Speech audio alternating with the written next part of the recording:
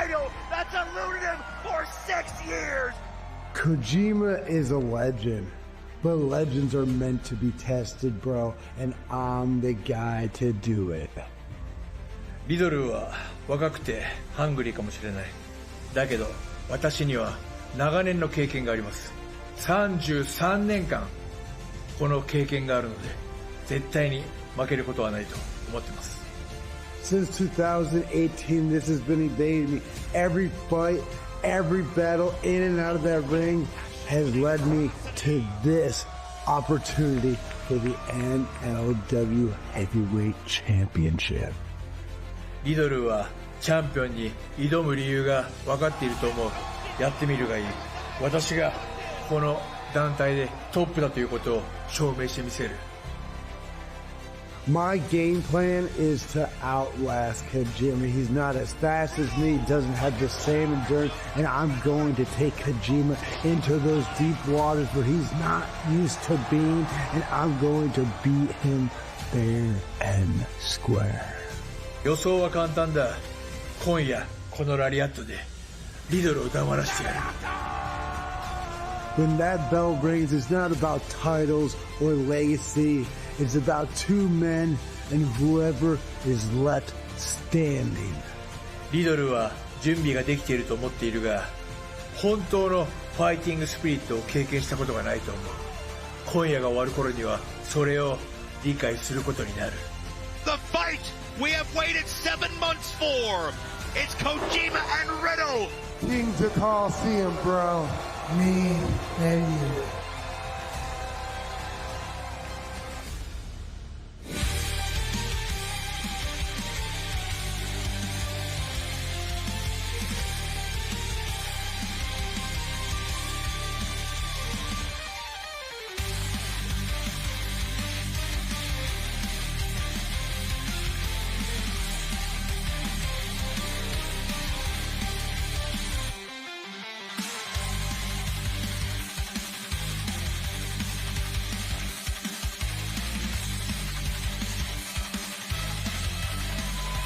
It is 2025 in Major League Wrestling. We are sold out one of the greatest wrestling cities in the world, Dallas, Texas. And tonight, this is Kings of Colosseum. My name is Joe Dombrowski. Alongside me is Christian Cole. And tonight, Matt Riddle's title shot for the World Championship of MLW. He has waited over 6 years for comes to fruition, but he has to overcome the over 20 years of legacy of the reigning champion and first ever champion, Satoshi Kojima, and what he's meant to MLW. That's right, but last month we had Eric Bischoff come into MLW and shake things up, and tonight, right now, we're going to see the implications as we are about to get started with our Gravity Gamble match.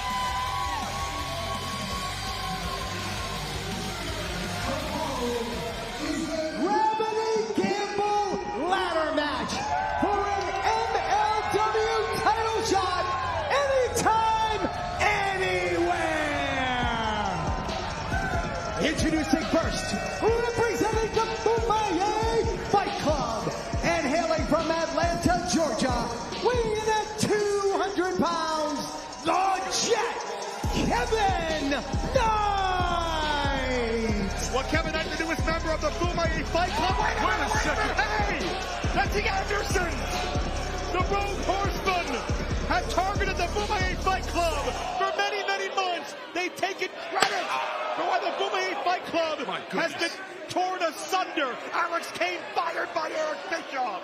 The entire movement in disarray. And a lot of those issues started with the Rogue Horsemen, Jocelyn, Fish, and these two men, CW and Brock Anderson.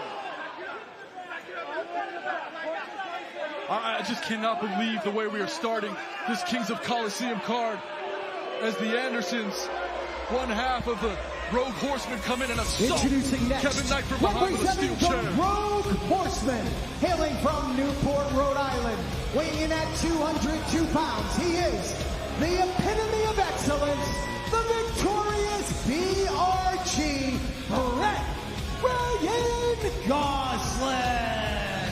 And yeah, we can damn sure see why Kevin Knight was targeted, because the Andersons wanted to make sure BRG had a clear path to a potential guaranteed world title match. You see, Kevin Knight is seriously hurt.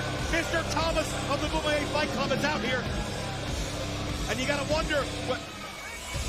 Wait, say go to Mr. Thomas? Wait a minute. Mr. Thomas, apparently, has there been an official substitution name? It certainly seems that way, Joe, as Kevin Knight eating that steel chair is worse for wear. He just tagged in Mr. Thomas to take his place. Admire that maturity of Kevin Knight, realizing he couldn't go and getting the referee to sign off on a bonus entrant. Replacing Kevin Knight, ladies and gentlemen, from the MMA Fight Club, Mr. Thomas!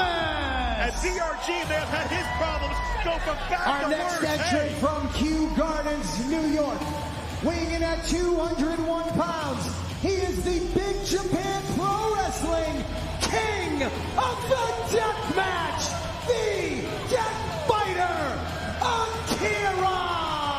The most fearless man in all of pro wrestling, who will risk life and limb, body and bone for what he believes in. He'll be right at home in the Gravity Gamble. I was on the call, Christian. Corkin Hall, legendary hardcore promotion, Big Japan Pro Wrestling, AKIRA, 3 death matches in a 6-hour span to become the king of the death match on New Year's Eve 2024. Oh, here we go. Our next entrant from Venice Beach, California, weighing in at 220 pounds. He is the current MLW National Openweight Champion. Welcome to the era of thrash with Matthew Justice. You want to talk about gravity? This man's hated his entire life. You want to talk about gambles? He'll take one every single second he has a chance to. Matthew Justice is already the National Openweight Champion. He stands alone, loud and proud, but he can cash his check to the World Championship with a victory here tonight. And this is just chaotic enough to be right up his alley. And our final entrant, representing Contra Unit, standing 7 feet tall, he is the Black Hand of Contra, Matt Krugger. But this is a man who thrives on power and control and domination. We have seen Contra Unit, this powerful cabal, attempt a hostile takeover on Major League Wrestling for nearly a year now. They have injured, they have damaged careers, they have put people on the shelf, they have played countless victims. But can you imagine what Matt Krugger will be like if he holds the power and control of a world title match whenever he sees fit? What a match we have here tonight to start off the Kings of Colosseum in front of a sold-out capacity crowd in Dallas, Texas. The National Openweight Champion. Representation for the Rogue Horsemen, MMA Fight Club in one corner, and of course Contra Unit. And we cannot forget the Death Fighter AKIRA. What a match we have for you tonight to get this thing started. And you see up ahead, hanging off of the lighting trusses, are the prizes. There are 5 briefcases hanging from the trusses. The object is to capture a briefcase that contains a guaranteed MLW World Title shot. You don't know which one it is. You don't know what's in any of the other briefcases. It could be a weapon. It could be something to help you. It could be something to hurt you. We don't know. But this matchup will continue until that title shot is discovered, no matter which briefcase it's in. And Ryan Gosling. There are so many conflicting rivalries here and personalities, and everybody agreeing Mads Krugger, the atrocity, is the #1 target. Justice and AKIRA especially have had long-standing issues. Thomas and Krugger have met one-on-one before in the recent past. Yeah, I'll never forget that time in Chicago where Matt Justice put his life on the line in the competition against Mads Krugger. Oh, look out, AKIRA soar to the outside. This was a creation of Eric Bischoff at One Shot. He will hear from Eric Bischoff via satellite later tonight. You gotta believe he's watching. You gotta believe he is looking on with that Cheshire Cat grin at his creation, because one man's career will change drastically in 2025 based on the outcome of this match. Who knows, it may be several when you think about injuries, when you think about momentum, when you think about what these men attempt to do to one another. Eric Bischoff making a huge impact just before Christmas in the end of 2024. Now we're feeling that impact, just like BRG did with that ladder. Keep in mind, in 2025, how much BRG has gloated about the firing of Alex Kane by Eric Bischoff. The wars between Duran oh my goodness! And Mr. Thomas, a 6'7" human missile. A man with that type of height and that type of size is not supposed to be that acrobatic and that dangerous from the skies. Listen, Mr. Thomas is usually batting cleanup. He's usually got the backs of Bumaye, helping out Alex Kane, training the dojos, recruiting the likes of Kevin Knight. Tonight could be Mr. Thomas's coming out party. Mr. Thomas could be the most underrated man anywhere on the MLW roster, and he could be about to show why. In fact, I think he's already started. And don't forget, I mean, his best friend was fired last month by Eric Bischoff. Some have questioned the decisions of Bischoff. This Gravity Gamble match has to be one of the most brilliant constructions in the mind of Bischoff. Well, BRG trying to climb that ladder. I'm not sure if BRG's been in this position before. He looked a little timid, but I would be too if AKIRA was chasing me. Now these two fighting about 10 feet up from the ring canvas, about 15 from the floor. Talking about two men from different sides of the tracks. Oh, Krugger. And into the ladder that Justice brought out. That ladder is wrapped in barbed wire. AKIRA got a briefcase. If it's the title shot, the match is over. If it's the title shot, the match is over. AKIRA now opening the briefcase, trying to show everybody. This could be anything. Oh my God. It's a staple gun. It's not what AKIRA wanted, but it might have been what AKIRA needed. A staple gun to Krule. Keep in mind, Christian, AKIRA and Krugger, that weapons of mass destruction match. AKIRA found a way to survive, but barely. AKIRA has been fighting. He's been a human shield for the likes of Kojima and Okumura, fending off Contra, letting him get a fair shake, helping protect his home. And no matter how many scars or blood loss of AKIRA, he has never wavered. That mindset may take AKIRA to victory.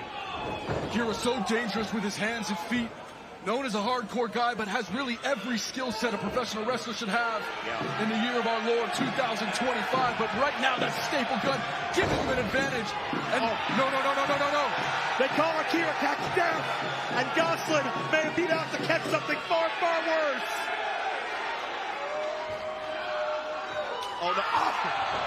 AKIRA is trying to staple Gosselin's wrist to his knees. This man is sick. This man is twisted. He's doing it the AKIRA way, and that's why he's the king of the death match. And Krugger, AKIRA sidesteps and he hits the barbed wire. And Christian, with all this madness, with all this violence, you have to wonder how many of these men are still going to be able to climb, be able to retrieve these briefcases. Staple after staple into the cranium of Mad Krugger, and now Krugger with a barbed wire ladder right to the face of the Death Fighter AKIRA, now dropping Mr. Thomas. But Justice, keep in mind, Justice's history with Contra. Contra eliminated many of Justice's friends, his allies. And Justice stands on his own, a one-man militia in the era of Thrash. Could he become a dual singles champion in 2025? That next step to glory could be here and now. Is the contract in briefcase number 2. Justice has acquired the briefcase, now going to inspect the contents of that red briefcase. He took the gamble, and it's barbed wire. Justice was momentarily disappointed. He wanted the title match, but then he remembered, oh yeah, I got some extreme roots to me. What would this company be like right now? Would it even exist without Matthew Justice and the fight and the defense he put up in 2024 for this company? A one-man army who took on Contra to no end. Keep in mind, Justice and AKIRA are no friends. Justice battling the Calling back in the day. There's so much hatred, resentment, professionally, personally, across the board with these 5 men. And keep in mind, oh, no. Oh, maybe that'll shut Gossel up for good. The moneymaker. Staple his mouth shut, for God's sakes. AKIRA is trying to close what's open and open what's closed on BRG. And he ripped the staple out of his mouth after putting it in. Keep in mind, fans, there are 3 more briefcases hanging above. One of them will contain a title match, guaranteed anytime, anywhere. We don't know the contents of the others, but whomever gets that contract wins this matchup. Yeah, both AKIRA and Matt Justice have to have some disappointment across their minds as their cases did not reveal a championship shot.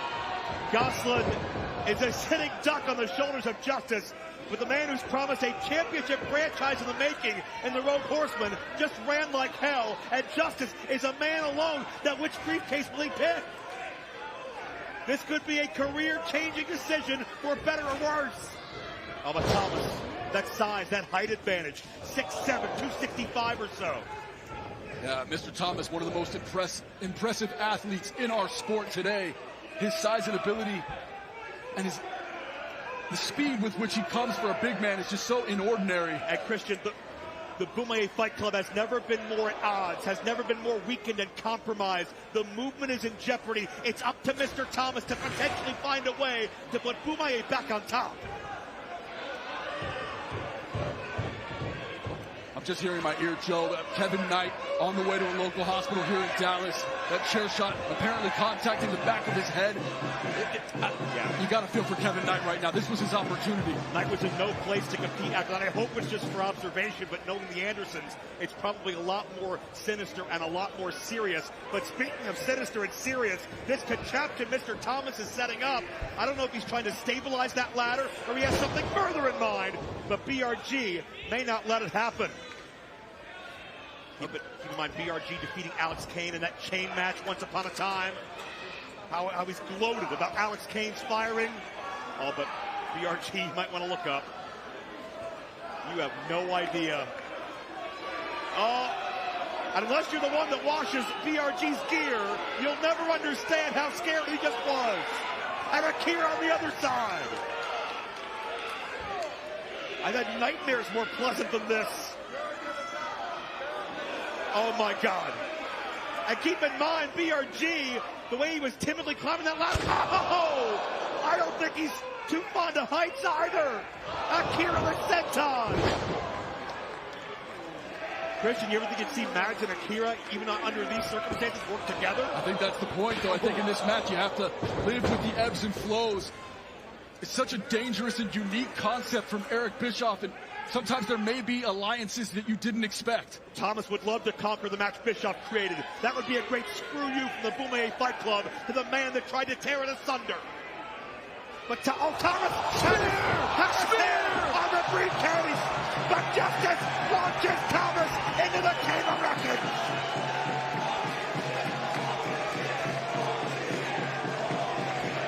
And Christian, remember, it doesn't matter if you touch the briefcase. You have to gain control of it and open it for it to be yours. Whatever was in it, Thomas has no claim to it now. And watch this impact again. Yeah, spear from Matt Justice. I mean, just the ability to stay balanced on that ladder, which was just hanging on a rope. And he was able to hit that spear right into the chest. This crowd is jacked. They are pumped. They've never seen anything like the gravity gamble. You can only find it in Major League Wrestling. And Krule's about to find a briefcase. Krule, after taking multiple staples to the cranium, somehow able to find up. He has the briefcase. Oh. Trying to open it now and reveal. And AKIRA just staples the midsection. That's a bag of, a bag of thumbtacks on top of AKIRA, piercing him on the way down.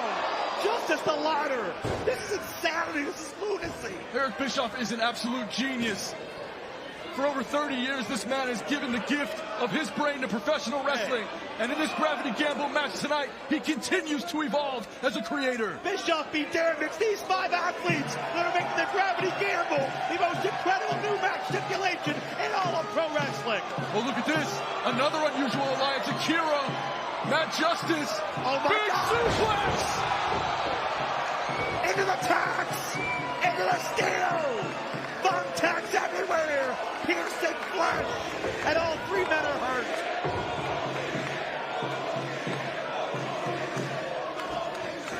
Check this out again.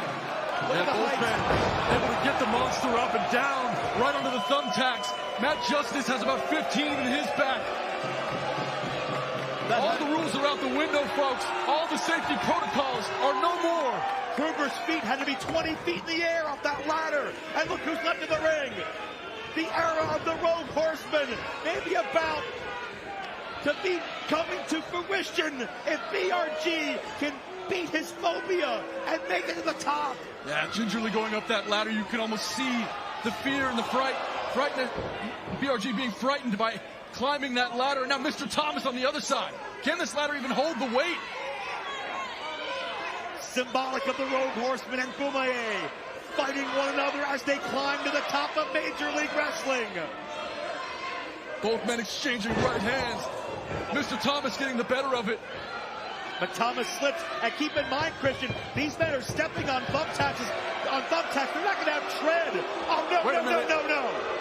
Rocket C.W. Anderson. Damn it. You've taken out one member of the Kumae Fight Club. There's no DQ. There's nothing we can do. No disqualification. This is the issue with the match that Eric Bischoff created. There's no rules. And they're helping BRG. It's taking this Bobby Fish. It's going to take 4 of them to win this title shot. Will this be the case with the contract? Will BRG get her championship shot and bring gold back to the Rogue Horsemen? If it's the contract, this match is over under disgusting circumstances. Will the contract be inside? The golden contract may be seconds away from BRG. If he possesses it, he will win it. And it's empty. It's empty. BRG found all his fans. There's nothing in it. Oh, he's doing a temper tantrum. 15 feet in the air. BRG somehow mustering the courage to go 25 feet in the air and try to retrieve that case, and it was empty. Yeah, just like his soul, just like his conscience. That's what BRG deserves. If there's karma in this world, we just saw it 10 seconds ago. And now he's stuck up there, I think. And keep in mind, whoever wins this matchup will be watching closely as Kojima and Riddle battle for the world title in our main event, because whoever wins will be in the crosshairs of whoever is able to hold the briefcase with the golden contract. And that fight is tonight, but it's a hell of a fight here. Can somebody get these horsemen the hell out of here? Nasty chair shot to the head of Mads Krugger. And now Mr. Thomas trying to fight back against these two fighters who are not sanctioned enough. Tosses the chair, BRG. BRG is out on his feet on the ladder. Good night. Mr. Thomas just took the Rogue Horseman out to the back of the barn and eliminated it. No one home in the eyes of BRG.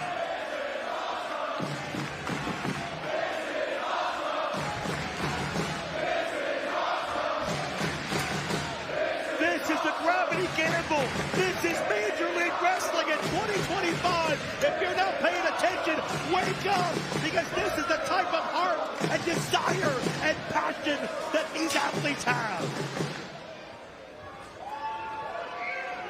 My God, this is MLW personified. These young fighters that have personified what this company has been these past several years are looking to elevate their careers like never seen before. We have been sold out every single event for the past year plus, and it's reasons like this that's why. And back where we started, an assault on Krugger, knowing that if he wins, this company may not resemble what we know it. And AKIRA taken down. Thomas fighting off Krugger. AKIRA getting involved. It's going to take more than one man. Krugger punches through the chair. Double choke slam. Into the tax. AKIRA dropped into the tax. Double choke slam followed by a powerbomb from the monster, the leader of Contra, Mads Krugger, thumbtack screw around the ring, and now a table flies right at us. Krugger is a one-man army, is a one-man mercenary. Krugger's throwing tables. He's throwing wreckage everywhere. Krugger has taken out Thomas, AKIRA, and Justice, all three driven through the tags. Tables being hurled. Krugger could change the face of MLW, could take it over and rebuild it in his own image. But AKIRA, as always, is trying to stop him. Goodness gracious. With every last breath, the AKIRAs, the Justices, the Rebels, the Outlaws will fight the establishment, will fight the army, will fight the takeovers, and Krugger has to fight through the pain as Justice's weapon of mass destruction, all his own, crumples underneath the atrocity. Justice in position to scale that ladder, but now AKIRA ending their alliance, fighting, trying to thwart Justice, but it's elbow after elbow from Matt Justice, the National Openweight champion, looking to fight back and earn his championship shot. Justice promised to take things to new levels of extreme tonight. I think he's lived up to it. If Justice becomes world champion this year, he'll be the first MLW Triple Crown champion. That could happen. And Krugger. Oh my goodness! The strength of AKIRA! On the back of Krugger's head, his entire back bouncing off that ladder. Faraway glazed look in the eye of Krugger, and AKIRA, the death fighter. For a moment, the only one standing. Justice now in position again. That briefcase, the final briefcase, surely it contains the championship shot. Oh, no. Krugger's got Justice. No. Got Justice. Oh, no.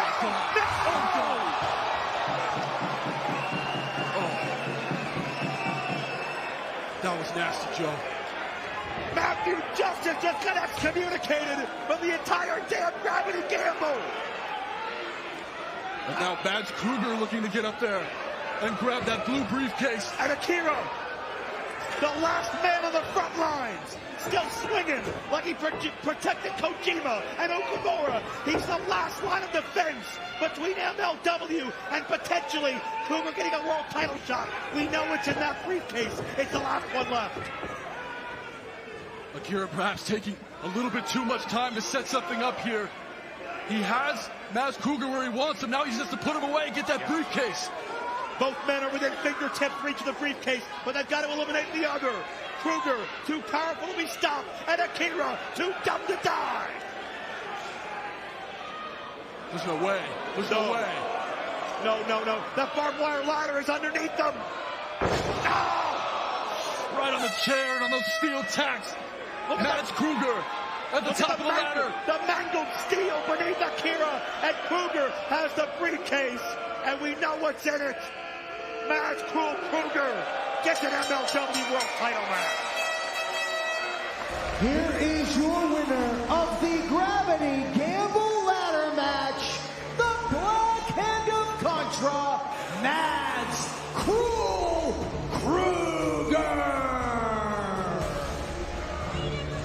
What does this mean for Major League Wrestling?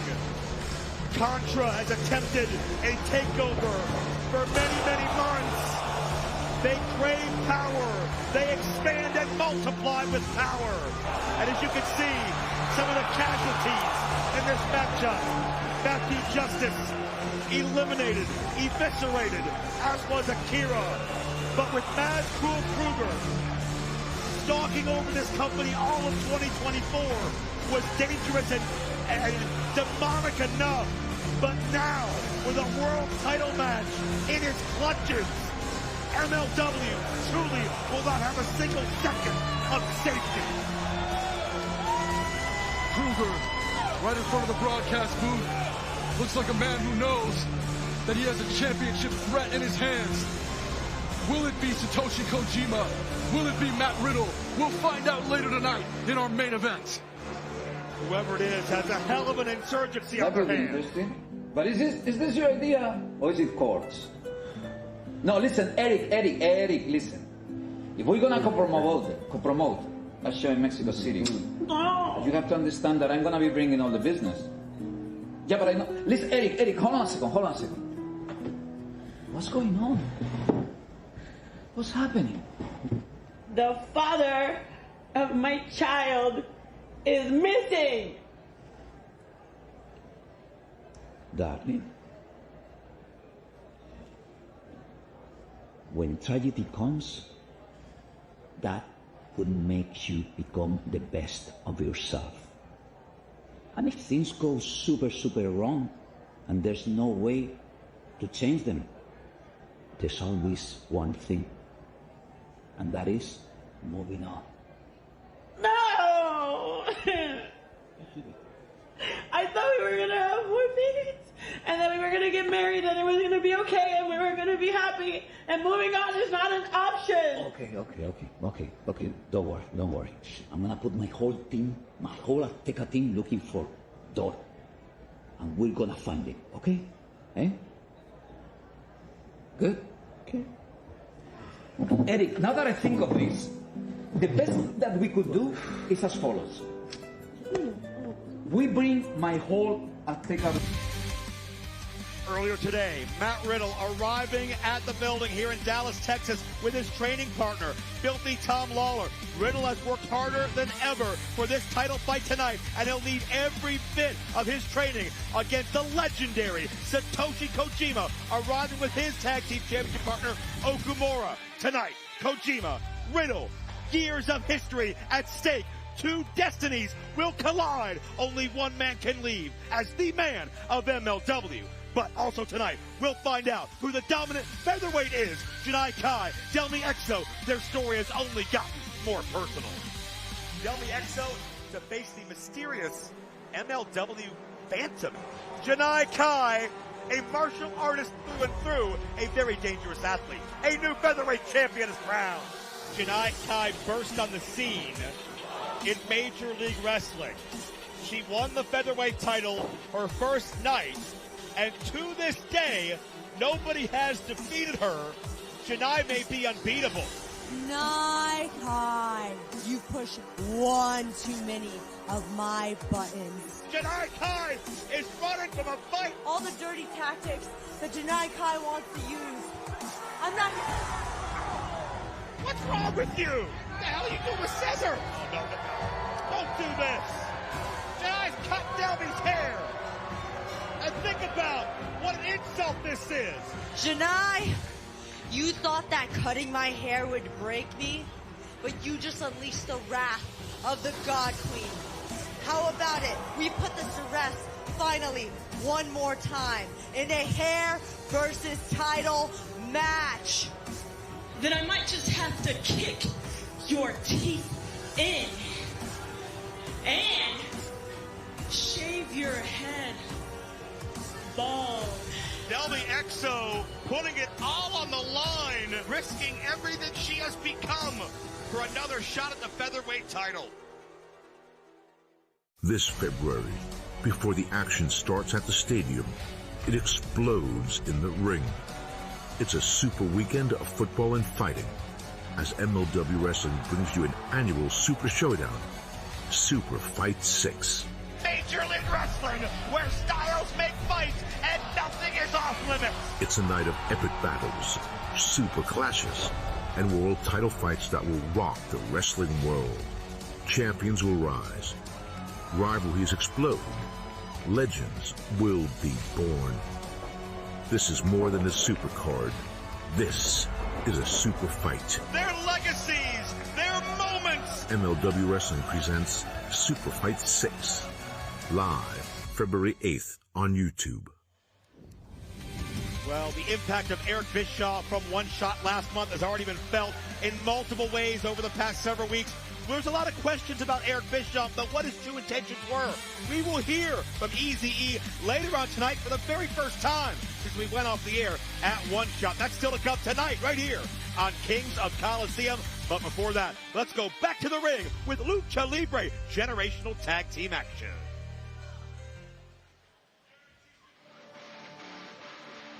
The following lucha is set for one fall with a 60-minute time limit. Introducing first, from Guadalajara, Mexico, at a total combined weight of 373 pounds, Atlantis Jr. Atlantis! Christian, I know you have such a deep appreciation and respect for all of the luchadors that come through the doors here in Major League Wrestling. But certainly with the possible exception of our middleweight champion, Mystico, there is no one that demands the respect, that has the resume, that is almost superhuman in aura and nature than Atlantis. Yeah, you know, in basketball, you see LeBron James Jr. You have, in this case, Atlantis and Atlantis Jr., generational talent from Mexico, making their way to Dallas, Texas in front of this sold-out capacity crowd. Incredible night tonight.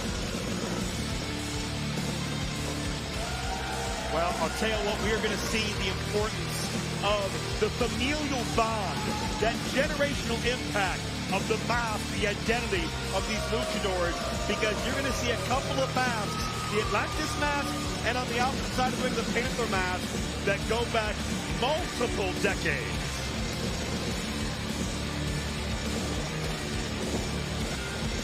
Atlantis, a 41-year pro.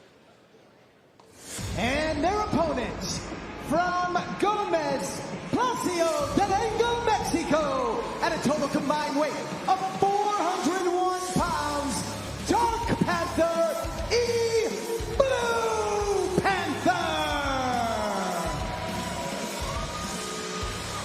And now you see the Panther family, Dark Panther in front, Blue Panther bringing up the rear, a 45-plus year veteran. He's called by many El Maestro Legendero.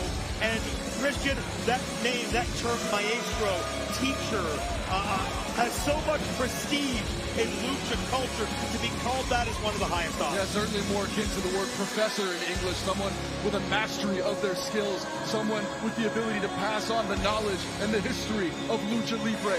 Tonight, it's Dark Panther, it's Blue Panther, it's sold out in Dallas.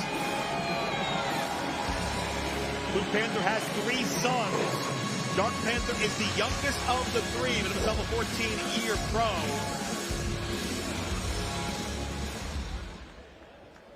And let's make aware here that Blue Panther is getting set for competition, getting set for a showcase of what he can do. And yes, the unmasking is Lucha Libre culture to not wear your mask again for a competition after you've lost it. Blue Panther losing his mask to Villano 5, September 19th, 2008 in Arena, Mexico. But it's a testament to how legendary this man is. Oftentimes you lose your mask, you lose your hair. We'll talk about that later tonight with Delmi. It could be the end of your career. Shame. A setback you don't recover from. But Blue Panther's still going strong. Crazy to think 2008 is 17 years ago, but it is. And yet Blue Panther continues to work around the world and to wrestle some of the best on the planet. The Suns in the ring right now, Atlantis Jr. and Dark Panther. And when I look at Lucha Libre excellence on MLW ring, I have to think about Cesar Duran, Cesar Lorenza. What do you make of that situation that's still unfolding? Doro, the father of the child of Selena, is still missing, and we don't know who's behind it. Yeah, with, of course, the emotion that you saw with, you know, on the face. Yeah, and it was just such Selena was so distraught. Yeah, and Selena, of course, after having a baby, there's postpartum, there's so many emotions that you have to go through for her to deal with this type of drama at a time like this, when she should be focusing on family and children. It's tough, I feel, for Selena. I mean, keep in mind, it was a few weeks ago, originally, they couldn't find their baby. The child was missing, and then when they found the child, Doro was gone. So, and keep in mind, a couple of months ago, Cesar was abducted during his own broadcast. So, a lot of mind games are being played. Let's be honest, Christian, we know Selena and Cesar, in their positions of power, have made a ton of enemies across. Oh, absolutely. I mean, when you are powerful in your position, when you're as good at what you do as Cesar is, as Selena is, you're going to make enemies. You're going to piss some people off. Check out these legends in the ring right now. I want to tell you, Christian, it was July of 1991. Atlantis defeated Blue Panther to retain what was then called the CMLL Championship. And even though Atlantis won, it was that fighting spirit, it was that pride, it was that courageousness of Blue Panther that really made him break out into superstardom. So you're talking 34 years of history between these two men, and they're still at each other's throats. Yeah, what a treat to see Atlantis go one-on-one for a moment here with Blue Panther. How about this, Christian? The fact that they did not ever find a way to settle that rivalry in 1991, because back at that point, believe it or not, it was a wrestler strike. Wow. So the issue was never settled between these two men, and as a result, yeah, their matches were canceled while that was handled, and they have never been able to get closure in this rivalry. Right now, though, certainly both men jockeying for position in a grappling match, mat-based. It seems as if Atlantis trying to get to a vertical base, and he does. Little test of strength there, but turned right into that beautiful arm drag by Atlantis. Atlantis, 30-plus titles in his career, defeated Viano 3, Mask versus Mask. He sold out 6 CMLL Anniversario events.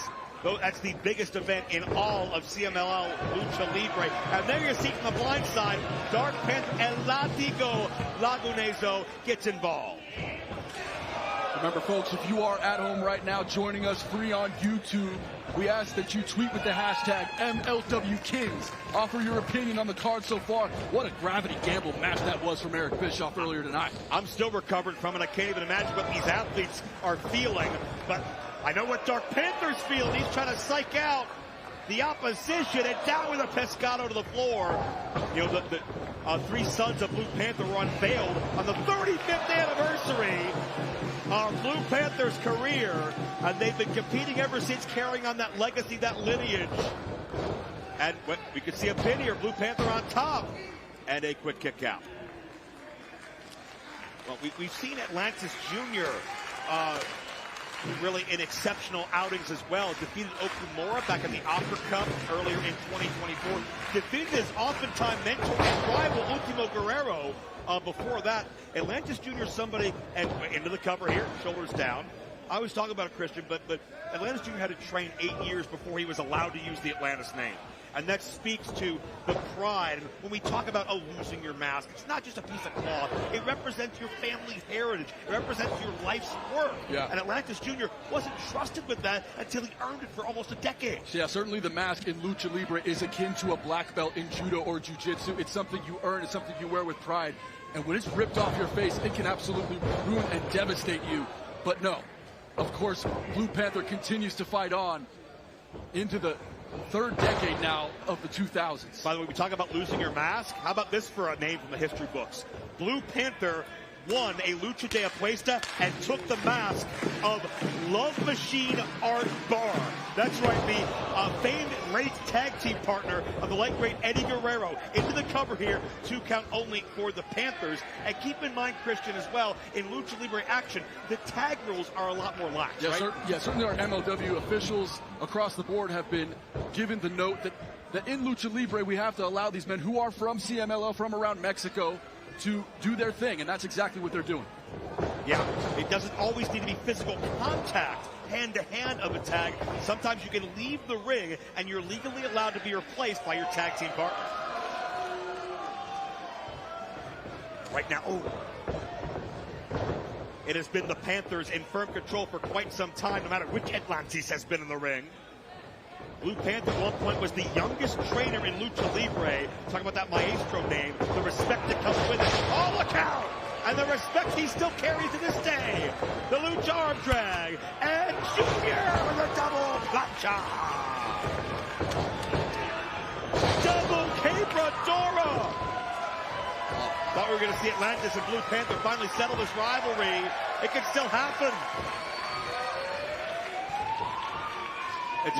It's amazing, Christian. There's about 130, 40 years combined of Lucha Libre lineage of these 4 men put together. Yeah, that's right. You know, I brought up LeBron James earlier. There's also Ken Griffey Jr., Ken Griffey Sr., there's Bobby and Barry Bonds. And, of course, in this case, familial energy on both sides of the ring. Right now, it's a dark energy from Dark Panther and his father. But a reversal. Dark Panther sent in. Atlantis Jr., so much fight in it. Pull the mask. Takes Blue Panther down. Oh, check out that quickness of Atlantis Jr. Fights off father and son. Gamengiri connect. Yeah, that landed right on the button, and he just dropped. Dark Panther did. Atlantis Jr. And now Atlantis Jr., beautiful takedown there, and Atlantis Jr.'s on fire right now. But Tejada sends Dark Panther to the outside. Atlantis Jr. rules the ring. And at this point, now, that traditional American tag is legal, and certainly at this point, whichever Panther gets in the ring, right now Blue Panther, and here we go. Nearly 90 years of ring time between these two men. Timeless legends that transcend any era. And just as they fought in 1991, they fight in 2025. And if there's a way to fight for all eternity, these two will figure it out. It's just crazy. They've been fighting for the better part of 4 decades. And here they are again in Dallas, putting it down for the sport of Lucha Libre. Atlantis in a bad way, though. He's keeled over, maybe favoring his knee. He's in a bad way right now. Blue Panther may have taken too much time to capitalize. Look out, collision there between father and son. We're gonna miss. Atlantis, hip block takeover. Dark Panther almost sent to his dad. The overhead arm drag. Oh, Atlantis is feeling, when he gets this momentum going, I don't care who you are or where you've been, you're in trouble. And now Atlantis going to the outside, crashing down to the floor. Time knows no bounds for these brave warriors. Atlantis Jr. the power slam. Look at the speed of Atlantis Jr. scaling to the top turnbuckle, asking for the crowd support, receiving it in a frog splash. But he doesn't think it's enough. Atlantis Jr. wants to go again.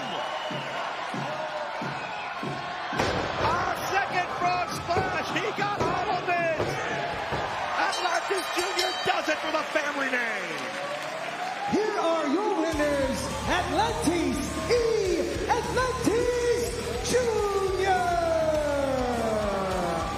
What a rivalry for the ages. It's our honor to bring one chapter of that to Major League Wrestling. But in the end, Atlantis and Atlantis Jr.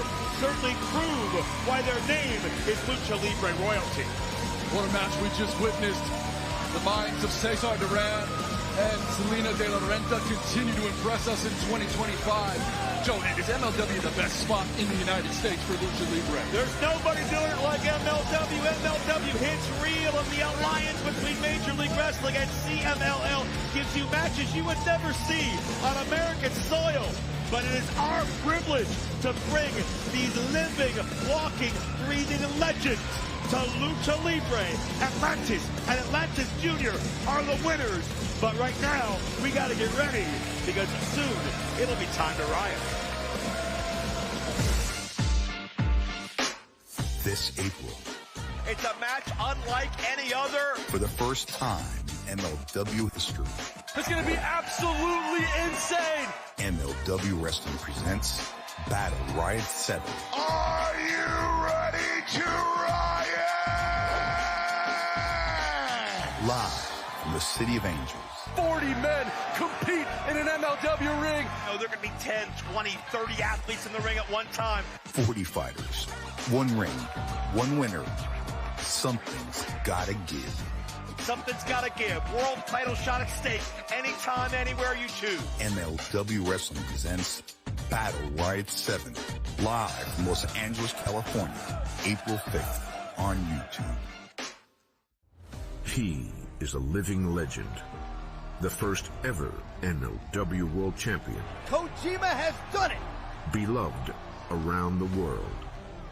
Kojima's arrival in MLW Wrestling nearly 2 decades ago signaled a new era.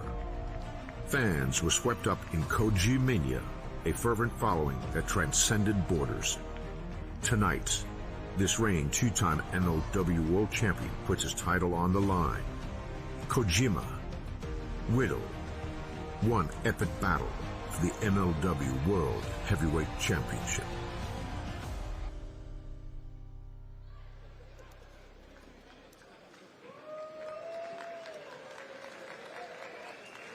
The is set for one fall with a 60-man Oh no. Wait, hold on. Oh yeah. Jesus Rodriguez. Espérate. Tenemos algo especial aquí en esta noche. Damas y caballeros, haciendo su presentación, la próxima campeona femenil de MLW, representando nuestra raza. Ella es Delmi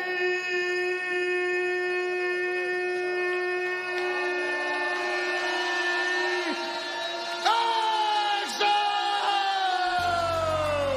Such a beautiful sound.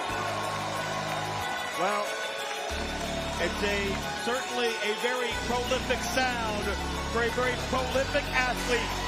Delmi Exo, you saw at the top of this segment the accoutrements at ringside that could lead to Delmi Exo losing her hair, losing her identity, losing her self-respect.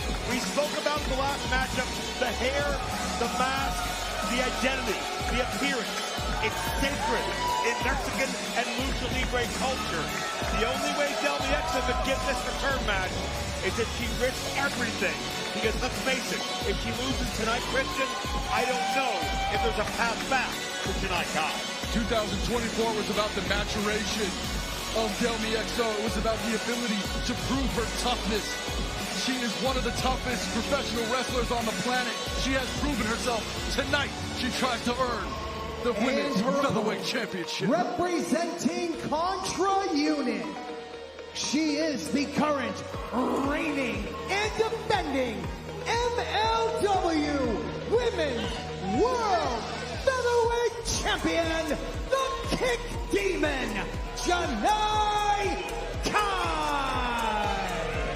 It was October 2023 at Slaughterhouse when Janai Kai burst upon the scene, unadvertised, unexpected, and immediately shook the featherweight division to its core by winning that championship.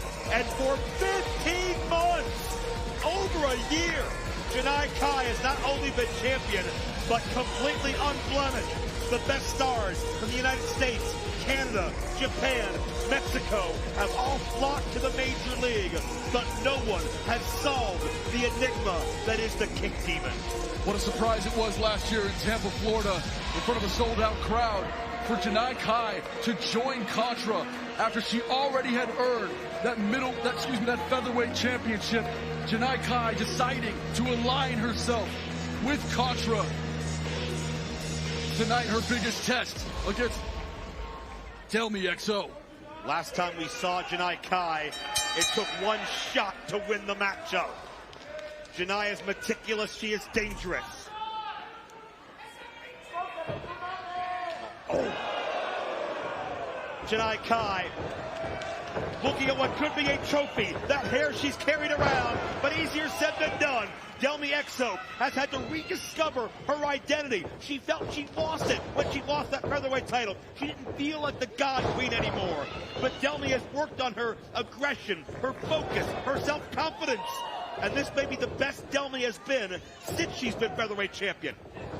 Oh, maybe go Delmi driver early. Janai knows that. These two athletes know each other so well. And yes, this is a hair versus championship match. It's commonly known in Lucha Libre as a Lucha de Apuesta. It's the highest stakes stipulation match you can have for all the reasons we underline. Absolute brawl breaking out on the outside as the champion delivers right hand after right hand to Delmi Exo. Oh, look at that handful of hair now. And perhaps foreshadowing. Because if Delmi Exo does not walk out with that Women's World Featherweight Championship, she will walk out bald. Yeah, Delmi has put it all on the line.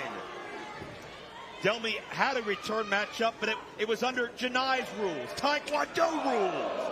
And Delmi was battling a litany of injuries, most of which caused, by the way, by that athlete, Janai Kai. Merciless and precise, and that featherweight title has been a cornerstone of Contra's growth and expansion. And with Matt's Krule Krugger having that that gravity gamble briefcase for a title shot. Wait a minute, Janai. You haven't won this match yet. Oh. And Delmi saves her own hide from Janai Kai. What would a Contra be like with the featherweight title? With that championship match of Krugger, they're still pursuing a tag title rematch. Contra's so dangerous. No matter where you turn or what you do, it feels like they get more and more influence and get deeper and deeper of a stronghold and a foothold into Major League Wrestling. You know, Joe, the Latino presence tonight here in Dallas is apparent. And, of course, the Mexican goddess performing and trying to compete for this championship in front of her raza. Can she get the victory against one of the most dangerous athletes in all of pro wrestling, Janai Kai? Well, that's a great point, Chris. But my question is that a motivating factor, or is that extra pressure Delmi has on her shoulders? Right. As Janai gets a near fall as she sends Delmi, and again, Janai is playing with the hair of Delmi Exo. Janai may have that on her mantle by tomorrow morning. And see the sick thud of those strikes by Janai Kai. You feel it on your insides when you're this close. Yeah, you can actually hear the air leaving the lungs of Delmi during those kicks from broadcast position ringside, and now twisting the hair that Janai Kai hopes to take from Delmi tonight. Side round kick into the cover. Well, the reason it's the highest stakes, it represents the pride Delmi has, her honor, her identity, as we mentioned. And to lose that, to be publicly shaved here in front of the world, I mean, you'd be embarrassed, you would feel shame, you'd be humiliated. Some never show their face anymore. Yeah, there's no coming back from that. I mean, especially here with her hometown crowd and, like I said, a high Mexican presence here, all hoping to see a championship change tonight, hoping to see Delmi Exo become a proud champion for Major League Wrestling. But check this out. Janai Kai had the demon clutch cinched in. It was in the ropes in the corner, so she could not get a submission. But the fact Janai Kai was elevated and could wrench up on that neck did so much more damage. And that could be a precursor to the end of Delmi Exo if Janai has her way. Really beautiful suplex there. She's not just a striker, is Janai Kai. Janai Kai can do anything, and a nasty strike right there, right to the chest. Janai can do it all better than most. Janai on top. This could be it. 2 and a near fall.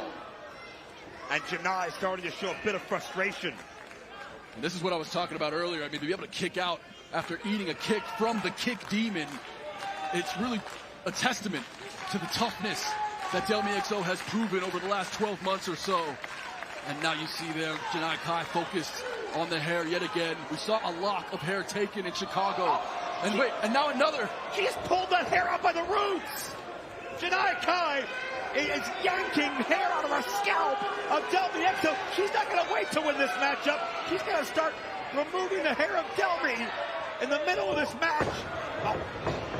But look at what that did to Delmi Exo. Delmi wakes up and starts firing with right hands. It could be only one too many instances of intimidation, of embarrassment, before Delmi can't stand it anymore. And it's Delmi with a kick to Janai. Oh, she caught her though. Leg caught. Delmi Exo, fisherman suplex. That's it for a cover. Oh. 2 count only. Delmi could not lock the fingers on that particular exchange, and that may have been what saved her. Wait a minute, this will be the Delmi driver. This will be the Delmi driver. Nasty impact right in the center. Will this do it? Delmi's got it. Her signature move, the Janai kicks out. What the hell? I gotta tell you, she didn't get the 3 right there, but Janai Kai is rocked. She is down, and referee Frank Gastineau taking a really close look to make sure Janai can continue. But Christian, if that could not keep down Janai, if the Delmi driver wasn't enough, what is? Does Delmi have something in her arsenal that is? Is Delmi feeling self-doubt? Second attempt at the Delmi driver. But Janai counters. Janai gets the knees in, Wii tie style. Yeah, she's got that boom in the back of the neck that she did Janai Kai, and then just disregarding the body of Delmi Exo. Oh my goodness! To the back of the head! The momentum of that roundhouse landing right on the back of the head and ear. Forget it, it's done! Janai, no! Delmi Exo survives again! And Janai Kai maybe feeling a helplessness she's never felt before. Delmi Exo is surviving Janai Kai's best strikes. Oh, but the Demon Clutch, good choker of unconsciousness. Yeah, Demon Clutch now in deep over the neck of Delmi Exo, hair covering the face. Delmi can barely breathe from that position. Referee checking for a chokeout, but Delmi has life. And Delmi was able to break that grip, those clasped hands of Janai. Behind her back, Delmi driver, Delmi driver. Delmi hits it again. Janai's not moving. Is it enough? Delmi Exo is champion. Here is your winner and new MLW Women's World Featherweight Champion, the God Queen, Delmi Exo! Delmi Exo is in tears. It was a 15-month journey from losing that title to Janai Kai. Delmi doubted herself. She doubted her career, her goals, her dreams, everything she's worked for. But Delmi comes back from the brink of elimination to become featherweight champion for a second time at her town. It was the Delmi driver right on that Bet Online logo, center real estate in the ring, that was able to give Delmi her women's featherweight championship. It's Delmi Exo, and it's hard enough to get emotional ringside to see one of the nicest women in this locker room, who turned to be one of the toughest women in professional wrestling, earn her championship tonight. 2025 will be the year of Delmi Exo. A major blow to Contra. Give an assist to Cesar Duran. Give an assist to that Mexican heritage. These Latino fans who will Delmi on every step of the way. The God Queen ascends to her throne once again. Congratulations, Delmi Exo. You know, Christian, this is the first ever two-time featherweight champion. People said she couldn't defeat Taya Valkyrie once upon a time. She proved them wrong. People said she could not defeat Janai Kai, and they have been persistent in that for 15 months. And that was true for 14.9 of them. But tonight, Delmi Exo silences all doubters, and perhaps, most importantly, silences any doubt she had in herself. Delmi last year having her shoulder basically ripped from the ligaments and bones. This year, having her hair ripped out early in this match. ¿Qué es esto? Let's listen in with Cesar Duran. ¿Esto es un convento de monjas tímidas o qué? ¿Van a dejar que se vaya la campeona sin darle la ovación que se merece? ¡Saluden a la nueva MLW Women's World Featherweight Champion! ¡Que os oigo! ¡No se oye nada! ¡Pandilla de niños, saluden a la campeona! ¡Salud the champion! ¡Come on! ¡Come on! The new MLW Women's World Featherweight Champion! Delmi Exo did it for Alasa. She did it for herself, and she liberated the women's featherweight championship from the clutches of Contra. Salud the champion! Couldn't be happier. Congratulations, Delmi Exo. What a story for Delmi to prove her toughness over the last year. She was so emotional just moments ago when she captured this World Featherweight Championship. Congratulations to Delmi Exo and Cesar Duran.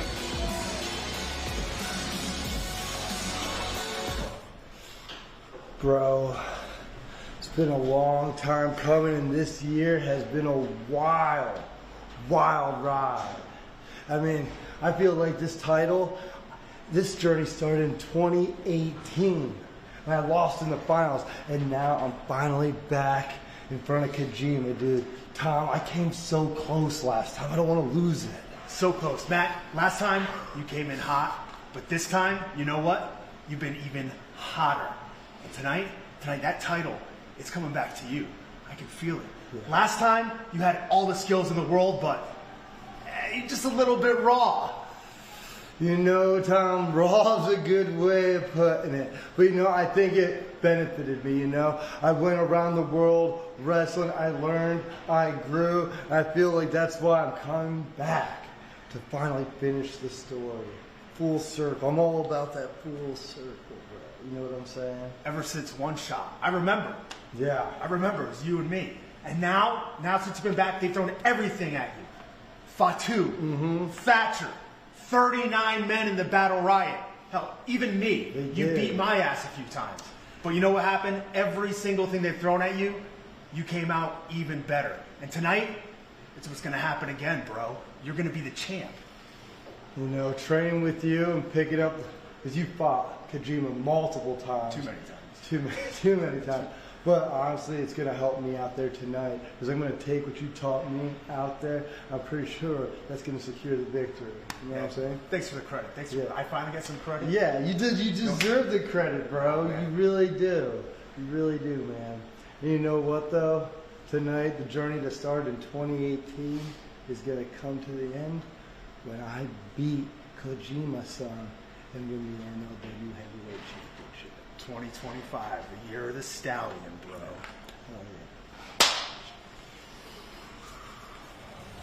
yeah. A last-minute pep talk from sparring partner Tom Lawler to Matt Riddle. Tonight, he challenges Satoshi Kojima for the MLW World title. A matchup that is nearly 7 years in the making. It's your main event tonight. Who will be the face of the Major League as we expand out into the world in 2025? It's hard. I'm over. It's different. Oh my goodness. It's real. Nasty forearm going high risk. This is MLW Wrestling. Up close and personal. Atlanta. Los Angeles. Chicago. MLW Wrestling. Live in person. Feel the difference. Well, MLW Kings of Colosseum, Riddle versus Kojima is brought to you by our sportsbook partners, Bet Online. Bet on almost anything, from football to soccer to esports to politics and elections. Head to betonline.ag on your desktop or phone and get started with massive welcome bonuses. The following fight is set for one fall with a 30-minute time limit. Introducing first, promoted by Saint Laurent and hailing from Worcester, Massachusetts, weighing in at 270 pounds, feast your eyes on the disruptor, Donovan Dijak. He is 6'7". He is about 260 pounds, and he is accurately called the disruptor. Saint Laurent abandoned all of his other allegiances, friendships, business deals to put all the focus on Donovan Dijak, who has run roughshod throughout the Major League for many months now. 1 man, 2 men, 4 men. Nobody has been able to stop the Dijak hijack. And certainly also on that list of victims has been Kenta. Yeah, Kenta looked to finish the year strong last year, but it was Dijak thwarting the momentum of Kenta, taking him out for the entire month of December. Kenta injured, but tonight, Kenta is back from this vicious attack by Donovan Dijak, and Kenta looking for some retribution against Dijak. Will Dijak pay for his sins? Or will Kenta be finished off for good? And his opponent from Saitama, Japan, weighing in at 187 pounds, this is Kenta!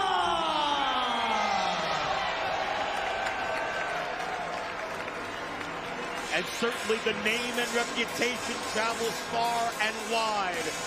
A Opera Cup 2024 finalist, Bobby Fish, TJP, AKIRA. You must be at the top of your game to beat any one of those men, let alone 3 in succession in an elimination tournament. but this man Kenta completely transformed and evolved pro wrestling before our eyes. Christian, in many respects, he is your favorite wrestler's favorite wrestler. Yeah, certainly the revolution that he brought to this sport, the mimicry of all the wrestlers who try to be like Kenta, but Kenta just hits different. Tonight, we have to ask the question, is Kenta's shoulder 100%? Is he actually ready? Certainly he's been cleared by doctors, but is Kenta okay? Will he be able to fight with 2 arms against Donovan Dijak?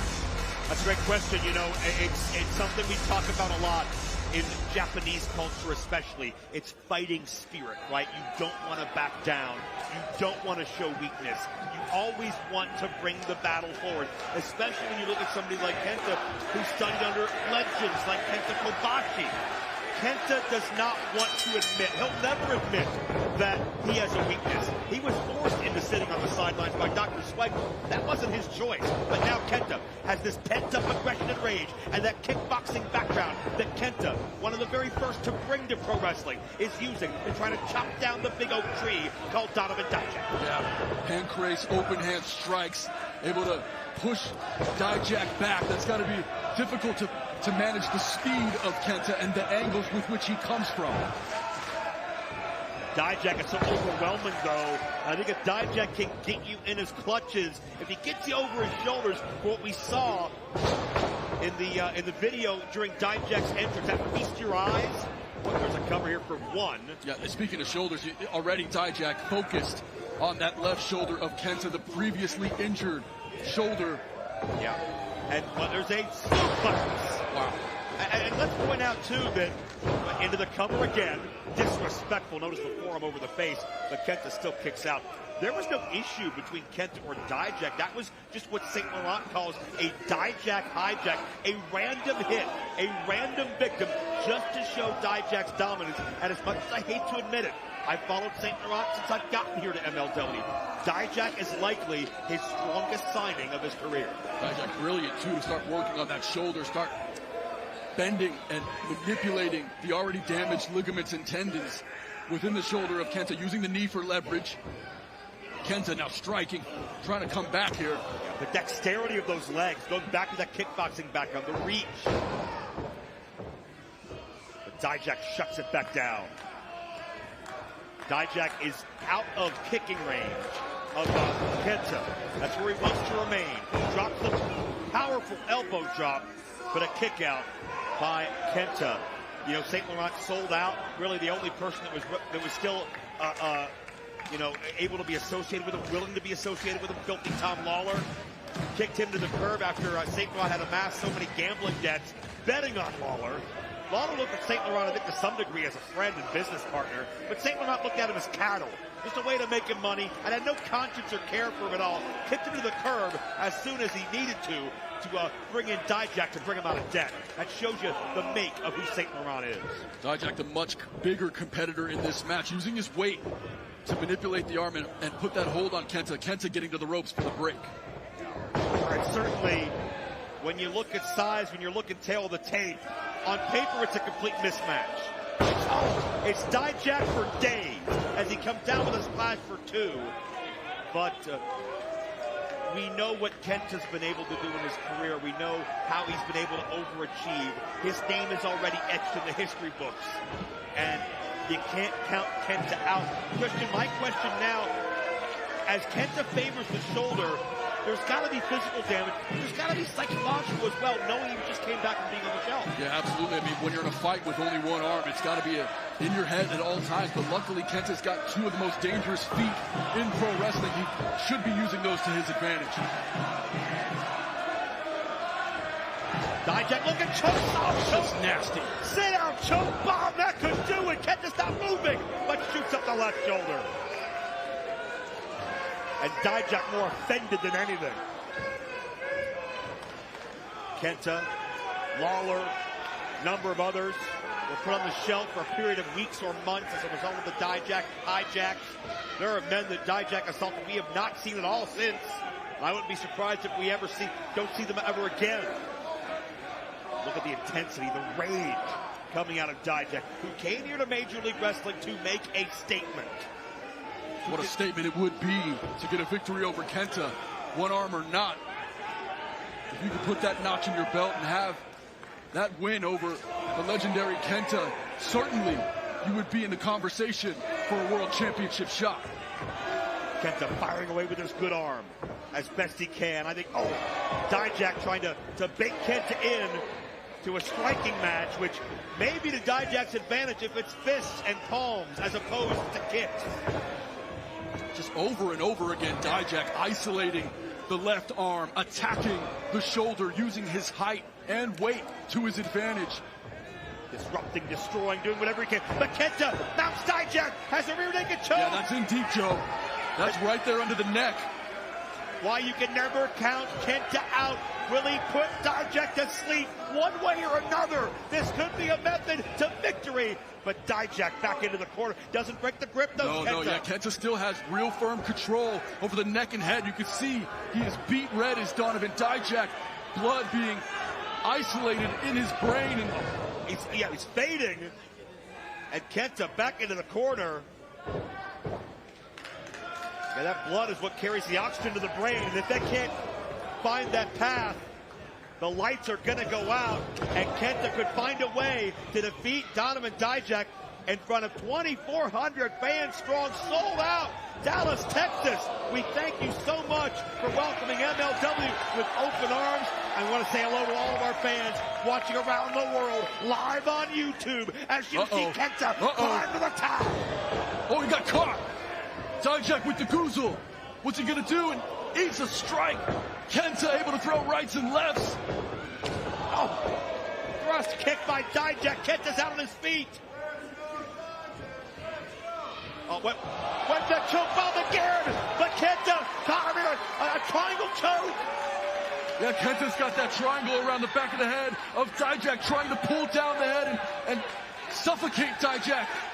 Yeah, basically suffocating with his own arm. That grapevine, that head scissors. And you can see again, Dijak's turning colors, and he's fading. Will the undefeated streak end tonight here in Dallas? Dijak is Dijak's considering tapping. Oh, no. Kenta's got that. Into a crossface. An incredible display of grappling here tonight. The sweet science of professional wrestling as only, hey, come on. And that just ruined the moment. Is there a moment that this guy does not ruin? St. Laurent felt his meal ticket slipping away again.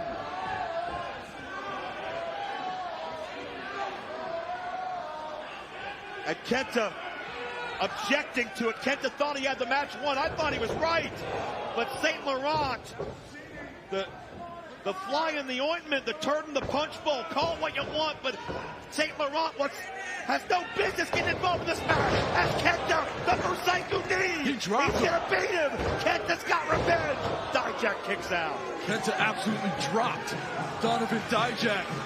Kenta, the undersized opponent, somehow able to take Dijak under his feet. Will Dijak go to sleep? Kenta, can he get Dijak up for G2S? He's got him on his shoulders, but Dijak, that reach, those elbows. There's nowhere Kenta can go with all that humanity. And here comes Feast to Your Eyes. Will this be the disruptor here, Joe? Well, he's in position. Can Dijak hit it? Wait a minute. Kenta counters. Kenta has the leg. Dijak has nowhere to go to get out of punching range. And now a second attempt. Dijak's so heavy. Can he hit the GTS on the big man? The maneuver Kenta originated and perfected. Just knocked Dijak cold. But what did it do to Kenta? Kenta's slow to follow through, but he's done it. Wait a damn second. Oh, come on. St. Laurent, what is wrong with you? Let these men fight.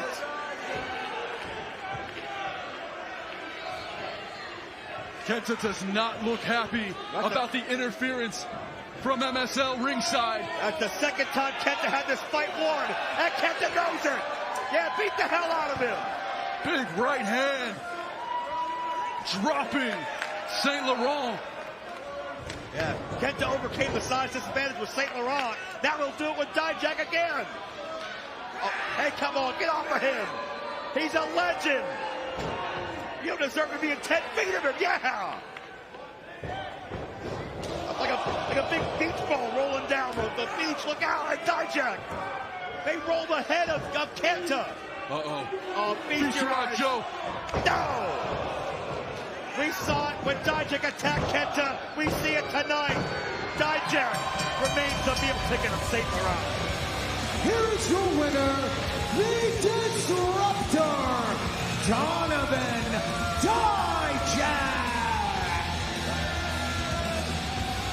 Well, Dijak maintains a pretty damn impressive win percentage here in Major League Wrestling, and Kenta has been defeated.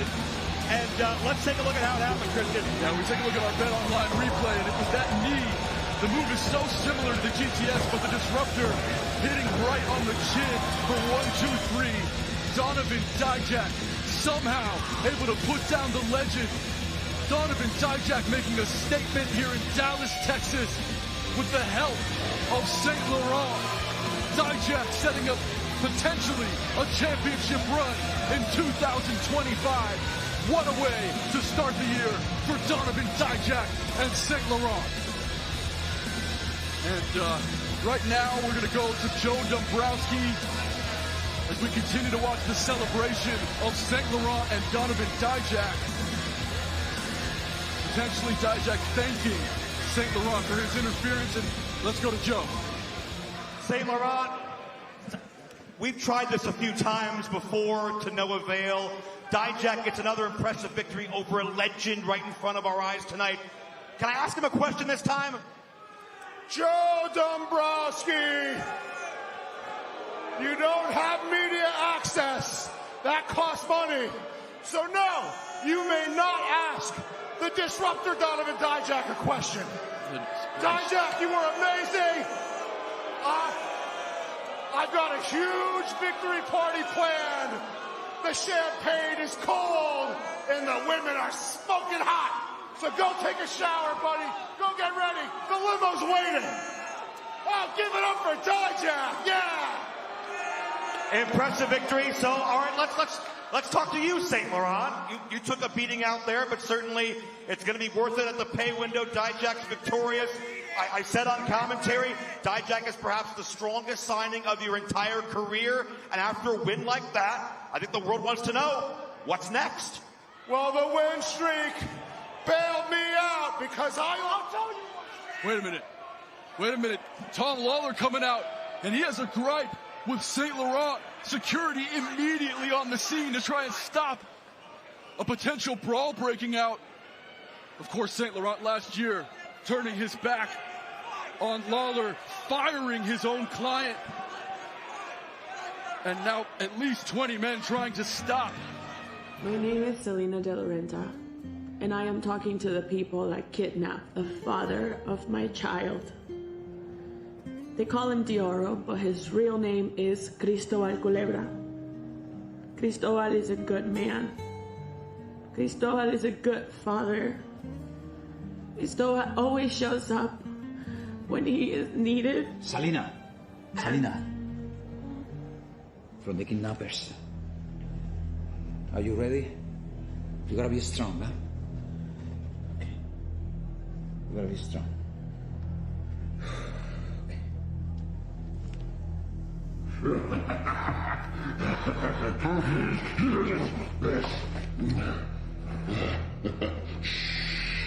The traitors are listening to us. General, Caesar, do I have your attention now? You have the very love for yourself these last couple years, haven't you? And all the while, I have been suffering because of what you did to me.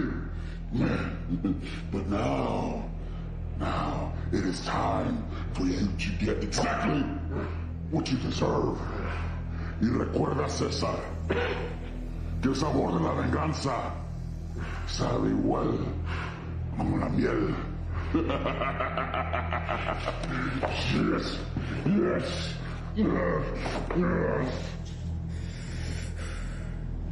Would you care to explain to me? What did you do? What did you do? Who are they? Talk to me!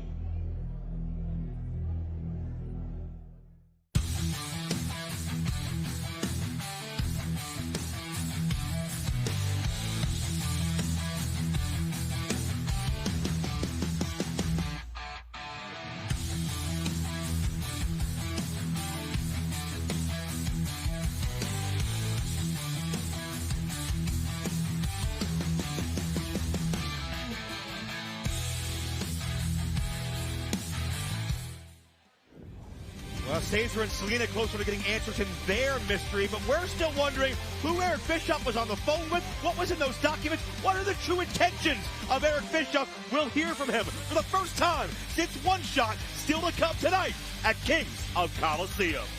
The following Lucha is set for one fall with a 30-minute time limit and is a triple threat encounter. Introducing first, from Mexico City, Mexico, weighing in at 170 pounds, Máscara Dorada! Well, great to see Máscara Dorada back for the first time in many months in the Major League, but man, Filthy Tom waits at no time making a statement at the expense of St. Laurent. Obviously, there is still some bad blood there, and can't say I feel sorry for old MSL. You're right, dude. You were really close to that action. I mean, I saw you get out of there pretty quickly. Yeah. Tom Lawler seems to want to take the head from MSL. I don't blame him. Well, Máscara Dorada is somebody who had his mask taken once upon a time here in MLW, but fought valiantly to protect it. Now his opponent, from Guadalajara, Jalisco, Mexico, weighing in at 207 pounds, Espingue! Espingue is third generation. His grandfather, his uncle, his father, all wrestlers of the highest caliber in Lucha Libre. Guadalajara native, he's a top rival of Hechicero. We saw them in tag team action against one another at Lucha Apocalypto. Espingue translates to Sphinx, someone who uses the ancient Egyptian culture to find strength and identity. Now, what a treat it is to see Espingue. He's an absolute monster.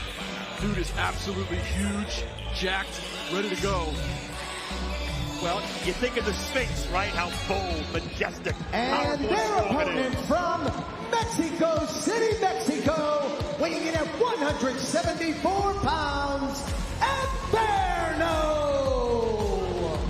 Well, last time we saw Averno, he was part of that three-way middleweight championship matchup involving Místico, the defending world middleweight champion, and Titan, who's really one of the new dynamic luchadors on the scene I've got my eye on here in MLW.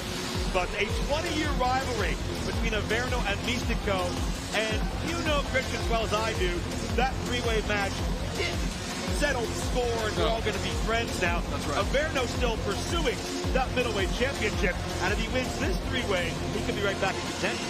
Yeah, Averno, potentially the crowd favorite, certainly a favorite in any match he's in. But tonight, a huge test. You don't have to compete with just one guy, but you got to watch your back. Three guys in the ring, Lucha Libre rules. Will it get settled tonight, Joe? We're about to find out. Certainly a very important bout in the middleweight championship rankings. Of course, next in line for a middleweight championship shot, Barbero Cavernario, coming up in just a few weeks at MLW Reloaded. That'll be a free special across the world on YouTube and BeIN Sports. Cavernario went to the mask of Místico back at Lucha Apocalypto, and you can almost sense those walls closing in on the middleweight champion, right? As the relationship continues to grow between MLW and CMLL, as the fans continue to flock and clamor for more and more from south of the border, the competition only gets stiffer, only gets tougher, and it's only a matter of time before one of these luchadors may unseat the legendary Rey Di Plata. Yeah, really looking forward to Cavernario versus Místico for that middleweight championship at Reloaded. But tonight, these three men try to position themselves to be in contention for the middleweight title.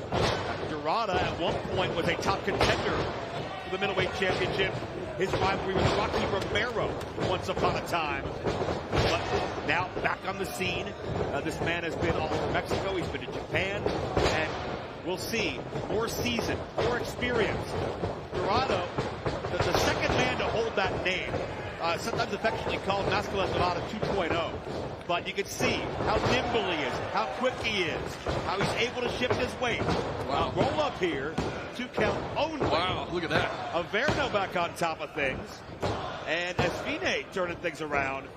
Sometimes it's those rapid fire cover attempts. You catch somebody off guard, you get the weight position the right way, you pull off a surprise victory. It can happen. And check out this appreciation. Yeah, fans are jazzed up here tonight. Sold out, over 2,400 in attendance in Dallas, Texas. The MLW streak of sellouts across the nation continues. Don't forget, we'll be in Atlanta, followed by Los Angeles. We're going all over the country this year. We want to thank all the fans, of course, who've gone to MLW.com and purchased tickets, and just want to take a moment to give our thoughts to the folks in Los Angeles going through the fires. What a tragedy that is. We hope to distract you tonight with incredible Lucha Libre action. Our hearts go out to everybody impacted by the Los Angeles fires, certainly. And we hope we can put a smile on your face here tonight, and we hope that you're enjoying Mascara Dorado, who's taking flight. Goodness gracious. Dorado is special, man. Look, he's going to do it again. Dorado going the other way. Corkscrew plancha over the top. Dorado busts out the tornillo. And can you believe this man still hasn't hit his prime yet? Only a 4-year pro. He's got the world ahead of him. Is that right? 4 years? The guy looks like he's a veteran in the game. He's got Averno down with a code red, but a near fall. That's the disadvantage of a 3-way matchup. There's always somebody trying to break up the fall. Yeah, in a 3-way, you have to have eyes in the back of your head. It's very difficult to attack one guy when the other one might come up at any moment and thwart your attack. It's about picking your spot. It's about seizing the opportunity. Timing is everything in this sport sometimes. And, wow, just dropped him with that kick. Yeah, Espine got the most out of that. Averno got dropped with a cutter by Espine. Second time. And rolls to the outside. Here comes Espine. Tope Suicida. Espine, somebody that really wasn't on the radar of many MLW fans until Lucha Apocalypto in the month of November. He could come out of nowhere and certainly prove himself to be the next top luchador to beat. There's a thing about Espine that just... Oh, wait a minute, look at this! Plancha to the floor! I was just going to say that sort of discerns him from other luchadors. He's huge. You know, he's got the size and weight, and yet he's willing to do things like that. Go to the top rope and attack. We talked about that earlier, the comparability to a Sphinx, which stands so proud and so oversized and so daunting. Espine, in many ways, is that to his opponents. Espine looking to control the action now, double leg takedown. Manipulating the ankle, turning him over. Beautiful cross leg there, now over the top. Espine, pinning combination potentially, ref on top of it, that's one. As it traps it home. Averno interrupts. Averno protecting his own interests in that situation when Espine bridged back when he got taken down. I think it put only more pain on Mascara Dorado. Check out the pace quicken. You know, for the amount of time Averno's been in this game, I mean, he is still so nimble, so fresh. His ability still like a guy in his early 20s. And now Averno eats one cross body there. Check out the hang time. And Dorado now. Oh, he's caught. Nasty power bomb. Stacks up the weight. Espine intervenes. That could have been it. If not for certainly the third challenger. Averno, former trios champion, tag champion, historic welterweight champion. He's done so much in his career. Averno's going to look to hit the devil's wings. We've seen that a number of times in the past. If he hits that, it's over. Dorado, Estrella Fugaz, the shooting star press. Espine cover, yeah, shoulders down, Joe. 2 count only. We'll be looking for Nudo Ihipiko, the Egyptian knot.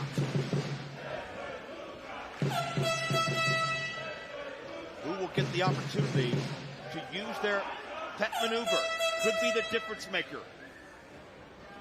Esfine trying to potentially go for a superplex here, muscling up Averno, but the weight proving too much in that moment. Now Averno. My goodness! Will that be all? Wait a minute. Got his back, does Dorado. Esfine eats a German suplex. Dorado in for the cover, and that's 2 and no.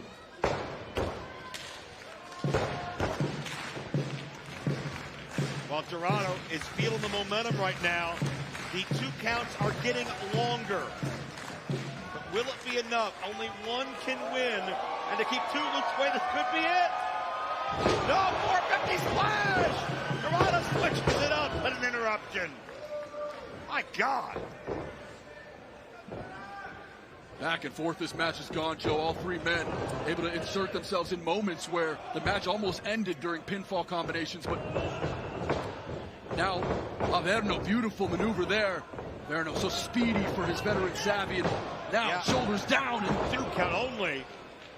Some call it La Maestra, some call it La Casita. That package pinning combination has been carried for decades by legends of the sport, but it was not enough for Averno to put away Mascara Dorado.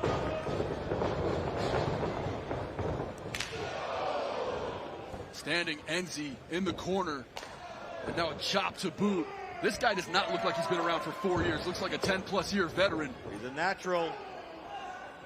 But Averno. Oh, he's caught though. He's Averno caught him. He's looking for devil's wings. And if he hits it here, this match is over. Oh, no. Oh, he connected. Nasty crash into the center. In for the cover is Averno. 2 and no. My God. Averno pulled out his best. It wasn't enough, but Averno getting right back on that horse.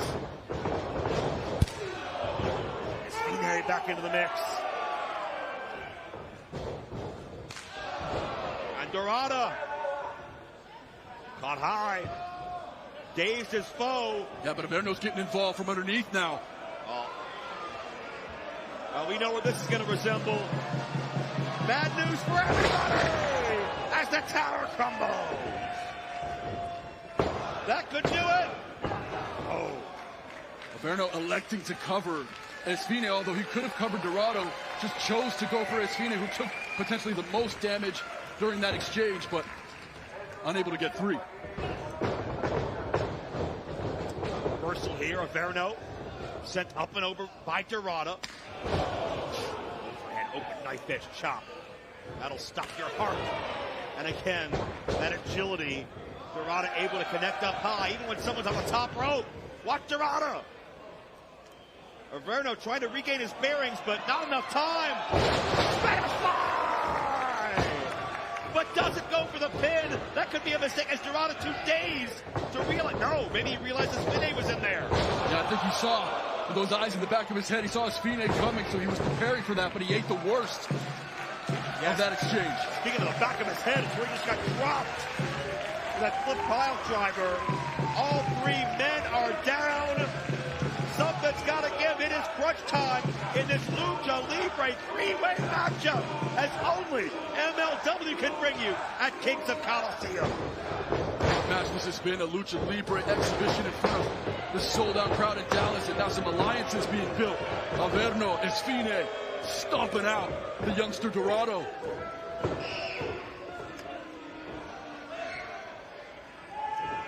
Esfine and Averno may have realized Dorado's the threat here. It's Dorado against the world 2-on-1. And takes both men over. How? Absolutely impressive by Dorado. And Esfine dropped. Averno dropped with that incredible penalty kick. Both men are down. Dorado! Unbelievable. Dorado with such precision and accuracy, going backwards, somehow hitting both men and taking them out. Crowd wants another one. landing on his feet. Can you believe the agility? Going into the playbook. Dorado over the top, but he's caught. Oh, too much mass. Oh, man. We fell on our feet. Dorado's body thudding off this floor. You could feel that powerbomb from Houston as both men sending Dorado down to the ground. Yeah, very limited protection out there. That floor will not give. But it's Esfine and Averno. Essentially, this may have been narrowed down to a one-on-one matchup, Christian. Yeah, right now, Esfine looking to go high risk, though. He may smell and sense the end of this match. Esfine now, top turnbuckle, up and down, misses it. Averno pops up, beautiful counter, rolling him up. Averno manipulating the legs, and that's it. That's a tap. Two taps. Here is your winner by submission, Averno! Averno is victorious, and what a Lucha fight this has been. And you gotta wonder if you're Mystico, if you're Cavernario, you're watching, because there is a long list of challengers in CMLL in Mexico, in MLW here in the U.S., and throughout the world that want to be the man to knock off Mystico. Averno, a 20-year rivalry. Maybe 2025, we'll see the cross paths once again. So impressed by Averno's effort here tonight. But noteworthy that Dorado and Esfine also putting it down here in Dallas. What a match. Well, one thing we need to talk about is Eric Bischoff. Last month, he appeared at One Shot and, well, seemed to have an agenda on his mind. But what was that agenda? Bischoff alienated a number of MLW stars. And, well, we ended the night with an unknown piece of paper and an unknown phone call. What's Bischoff's agenda? What's on his mind? Let's find out. Eric Bischoff standing by. I told you we were going to have some fun. That's what I came here for. That's what we did. Mission accomplished. And what about the dirt sheet wrestling parasites? They're out, they're just buzzing, running their mouths, jacking their jaws, speculating. It's called rumor and innuendo, I think is how Bruce Pritchard, my good buddy, refers to it. I just refer to it as bullshit. That's what they live off of. Everybody's speculating about what was in the folder. I'm here to tell you, you came to the right place. I want to tell you everything you need to know about what was in that folder. It's confidential. That's all you need to know. When it's time, we shall reveal. But in the meantime, I have been collaborating secretly, quietly, discreetly, whatever you want to call it, with Court Bauer. And we're going to bring you some more fun. February 8th, Atlanta, Georgia. Superfight 6. It's going to be an Eric Bischoff production, and oh, I'm not only running the show, I am the show. Incredible news, as you just heard there from the man himself. The genius, Eric Bischoff, returns to Major League Wrestling from Atlanta. Superfight 6. Eric Bischoff is back, but you gotta wonder, whose side is he really on as the mystery deepens at the Kings of Colosseum? Let's go to Joe on the stage.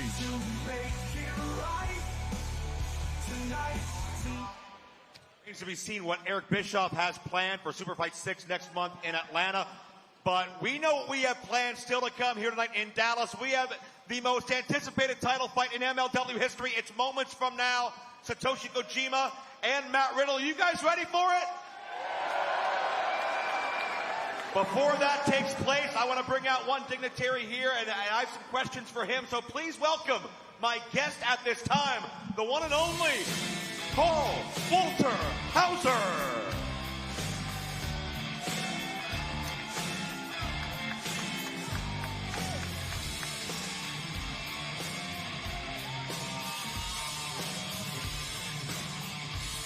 Great to see you, my friend. Very impressed by how nimble you are with that kick.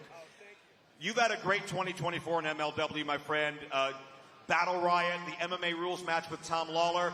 But you've also had, well, a bit of a tiff with the Rogue Horsemen, right? Brett Ryan Gosselin, the Andersons. Didn't really go well for you in New York City.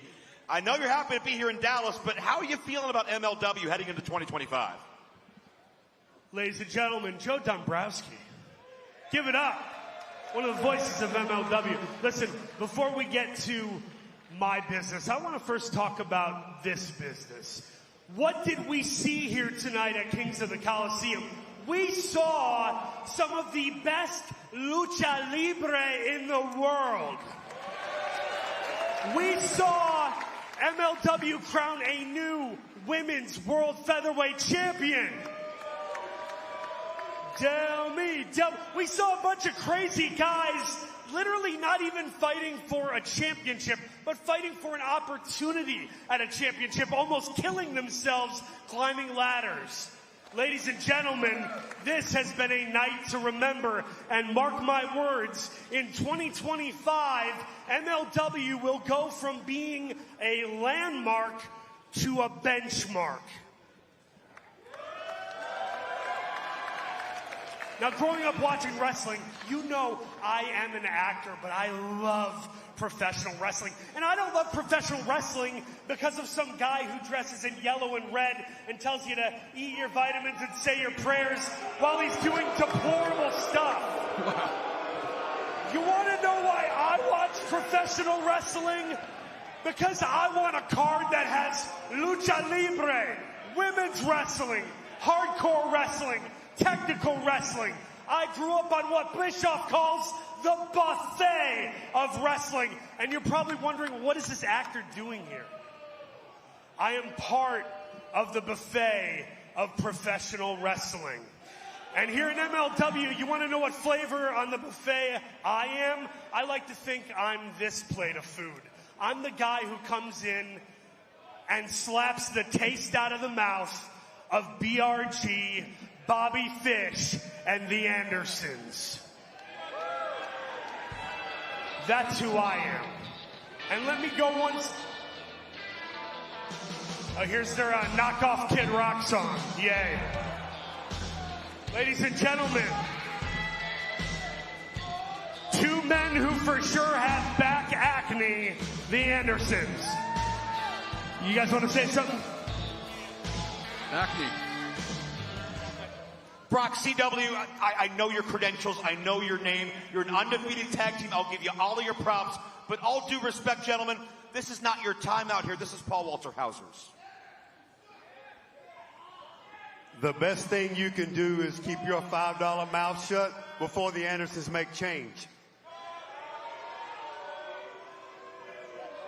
$5 mouth, Joe's the GOAT. Now to you, Paul. Brock and I have to admit, we're huge fans when it comes to your acting. We have to say you're a fantastic actor. But this and the Andersons are professional wrestlers. Now let me ask you, the last time you stepped in the ring with the Andersons, because you know you come from the land of entertainment, did you get your ass entertained? Huh? I get what you're saying. You got that? Now, Paul. We'll be the first ones to admit we find what you did commendable. You stood up for your mentor. You stood up for your hero. You stood up for your friend. You challenged us to a fight. That was a ballsy move. You got to give you that. You stepped into our world. You know, you stepped up. You stepped up to that damn plate. You took a hack. You whiffed, but you took a hack. Goof. If you step back into that batter's box, you might catch some high heat and a little chin music you ain't coming back from. Do you hear me, Paul? Go back to your family. Go back to your Hollywood lifestyle. Go back to your kids. This ain't your domain. Hey, just so you don't think I'm such a bad guy, if you want to come to an MLW show, tickets are on us. If you got some big Hollywood premiere, you know, maybe you throw a couple our way. That's all I'm saying. This ain't your world. This ain't your domain. Know your place. We're the Andersons, and this is our business.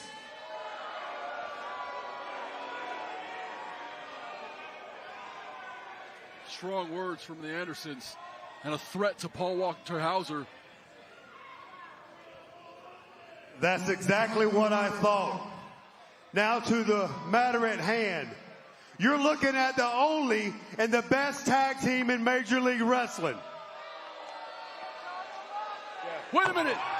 Walter Hauser pulls up. Trash can to the back. And the Boomay Fight Club now here.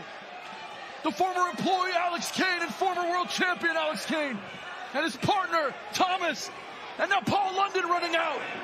And a brawl has broken out in Dallas.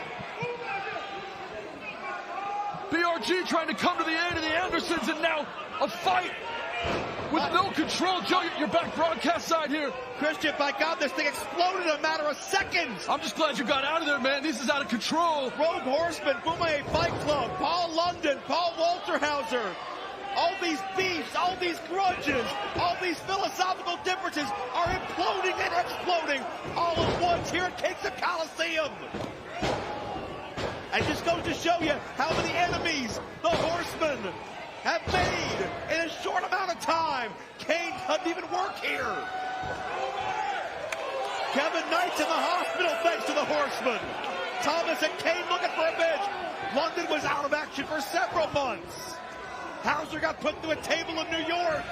Nasty right hand from BRG and Paul London working on Anderson over there. And in the ring, it's Boomay on CW Anderson. Look at Gosselin. World's strongest slam right on the floor. BRG's already been through the gravity gamble. Alex Kane, suplex master. Deep crotch overhead throw. And whether they're employed or not, Boomay makes a stand. And Boomay fights back against the corporate hierarchy. Yeah, but why the hell is Alex Kane even here? He's been fired. Hey. I want to hear what he has to say. Are we live? Are we live? Yeah, get that trash out of here. Get them hoes out of here. Well, it could take the entire state of Texas to separate these men. They may fight all the way to Superfight 6 in Atlanta. The Horsemen, y'all can't stop this revolution, and that is on. Boomay! Boomay! Boomay! Well, Alex Kane makes a very emphatic statement that it's going to take a lot more than the persecution of an Eric Bischoff. It's going to take a lot more than having their voices silenced to stop Alex Kane and the Boomay Fight Club.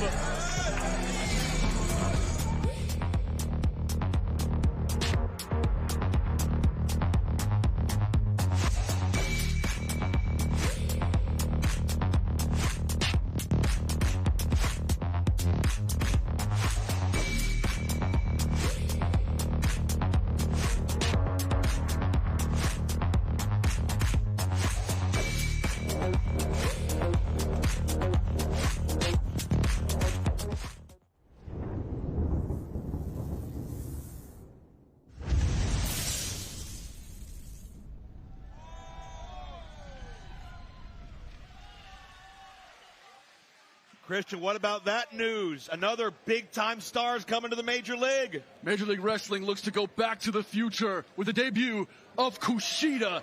What an incredible announcement here tonight. Kushida, I cannot wait to see him here in an MLW ring. The time splitter is on his way back, but before we get there, it's the most anticipated title fight in Major League Wrestling history. Kojima, Riddle, your main event is now.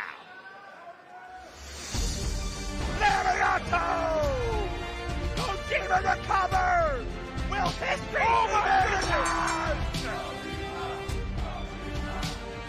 The world is watching. Kojima! Lariato again! Kojima finds a way! The mentality, the heart, the passion, that fighting spirit, it's off the charts! Satoshi Kojima! Kojima! A second Lariato! And he's done it! Lariato! Kojima has done it! What a fight! Inches away from Lariato, and there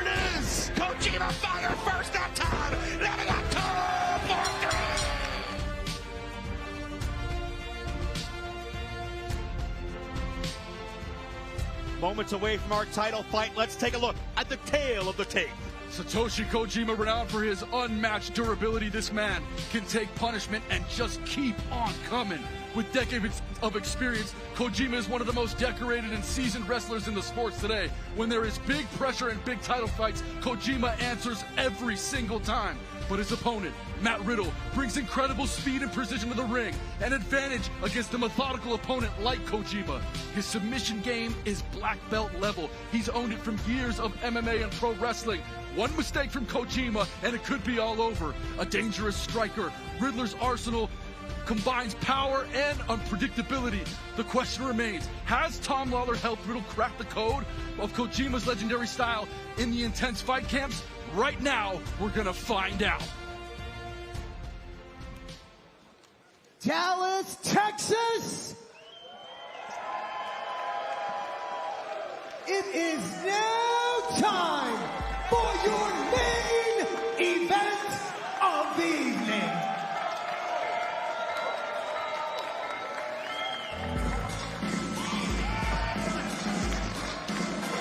Well, we've talked about so many amazing things to come in 2025. Kushida coming your way at Superfight 6 in Atlanta. Eric Bischoff says he'll be in charge. Matt's Krugger has a title shot. Delmi Exo, the Featherweight champion. So much news dropped tonight. But who will be the flag bearer? Who will carry that torch throughout 2025? Matt Riddle says it's going to be me. In 2018, we wanted to fill a vacancy, crown a new MLW World Champion. Matt Riddle survived some very formidable names. ACH, Jeff Cobb, en route to the finals. Matt Riddle was defeated by Shane Strickland en route to Strickland's legendary reign as champion. Riddle was young. He said earlier he was raw. He was unseasoned. But it was a learning experience that Riddle carried with him throughout the entire world. And now Matt Riddle comes back a different man with hundreds of thousands of miles under his belt. And Matt Riddle wants to finish what he started in 2018.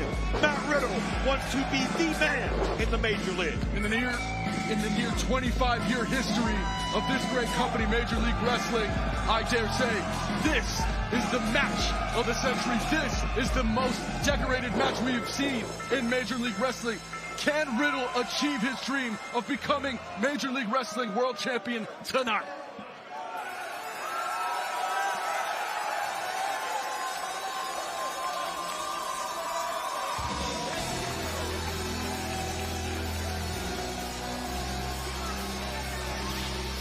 So much can be said about the foundation of a given sports organization. Someone who helped build this company, brick by brick. Satoshi Kojima has done it twice, defeating Jerry Lynn some 22 years ago to be the first MLW World Heavyweight Champion, and coming back over 2 decades later to keep that feat. Satoshi Kojima is timeless. Imagine somebody from the 70s dominating in the 90s. Imagine somebody dominating today who's 20 years past their original run. You don't see it, but Kojima, in tip-top shape, has done the unthinkable. Can he do it after tonight and keep that reign going?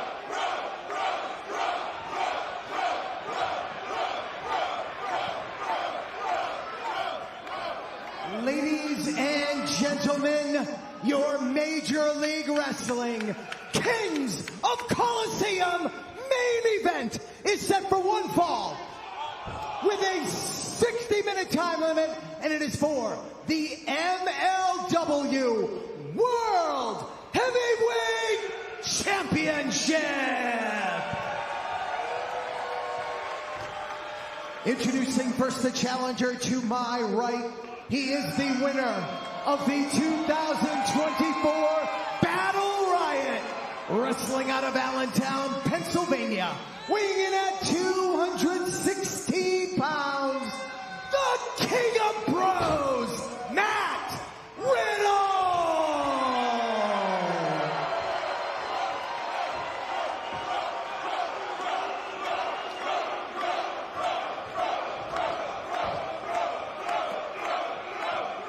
And And his opponent in the corner to my left, wrestling out of Kotoku, Tokyo, Japan. Weighing in tonight at 238 pounds, he is the co-holder of the MLW World Tag Team Championship, and he is the current reigning and defending MLW World Heavyweight Champion, Satoshi Kojima!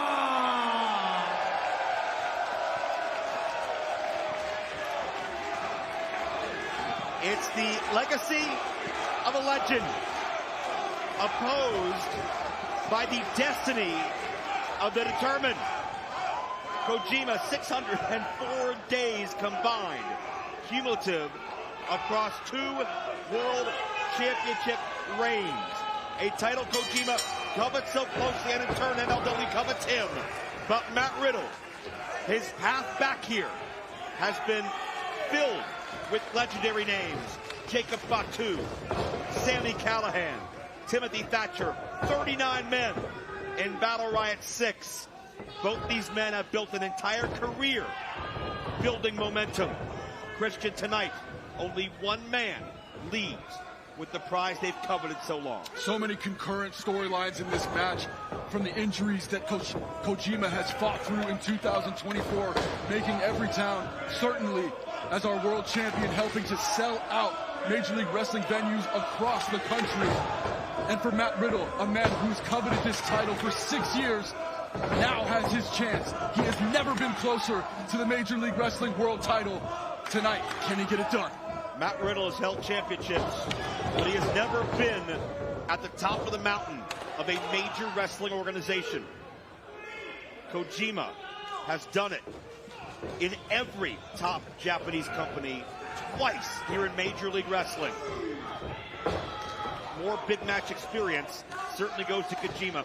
MLW would not have the respect in Japan it does today if not for Kojima. Riddle goes for a rear naked choke early. Great instincts by the legend, 30-plus years of Kojima finding the ropes. Yeah, see, in MMA, if Riddle gets that rear naked choke, there wouldn't be a break, even if they went up against the cage. But here in an MLW ring, Kojima very smart to search for that rope and get a break from Frank Gastineau. You know, we got inside the minds of both these fighters in our opening video as we came on the air tonight. Kojima looks to carry a fast pace, I would think. He has said, Riddle, you have not faced true fighting spirit. I'm going to bring it to you. Riddle has said, I want to outlast him. I'm taking him to deep waters. And certainly when you think about endurance, 60-minute time limit here, Riddle is younger. Riddle may be carrying a little less body weight. If this match goes 40 or 50 minutes, I would give the challenger the advantage. Yeah, but you never can count Kojima out. I mean, 60 minutes, sure, that's a long time. But Kojima has fought through so many injuries and continued to successfully defend his world championship. Hard takedown by the champion.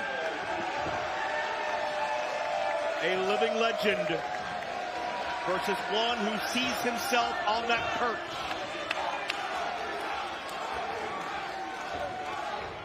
And I don't want anybody to misunderstand or misrepresent Matt Riddle bell to bell based on his behavior. Wait a minute. Oh, look at that beautiful triangle. That's in deep, Joe. Triangle's in there. Arm is isolated. Now, there's only going to be 4 seconds to try to do some damage in there, but that lariat arm in trouble immediately at the beginning of this match. Yeah, Riddle looked at that arm like a bullseye. Great find it immediately. Those long legs of Riddle give him an extra weapon that most MMA fighters don't. A la George Masvidal, and he's out. 2, and oh my goodness! Could you imagine the headlines if Riddle pinned Kojima in just a couple of minutes? Wow.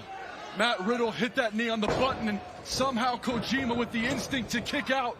We've talked about the adversity of Kojima and his ability to fight through in 2024. Can Matt Riddle be the one to put Kojima down and steal Kojima's world title? Fisherman suplex, he's got the fingers locked. Is this enough? 2 count only. And really what Riddle has shown you the past 90 seconds or so was really the point I was about to make, is the fact that Riddle's very laid back and chill and almost considering, you know, kind of a life's a joke mentality outside the ring. But when he gets in that competitive zone, when he becomes one rude dude, when you try to tell Riddle you can't have something that he wants to attain in a sporting environment, Riddle will fight you. Riddle will go to another level. And it's Riddle back and forth with Kojima. Riddle and Kojima exchanging strikes. A suplex, but he didn't get all of it. Trying to muscle up the champion. Maybe did enough. Let's see here. Now 2-0. Yeah, I think that's a situation where Riddle's long range may have worked against him. Wasn't able to get low enough to get the leverage to take Kojima over. Kojima knows to make himself small. He'll fight out a suplex.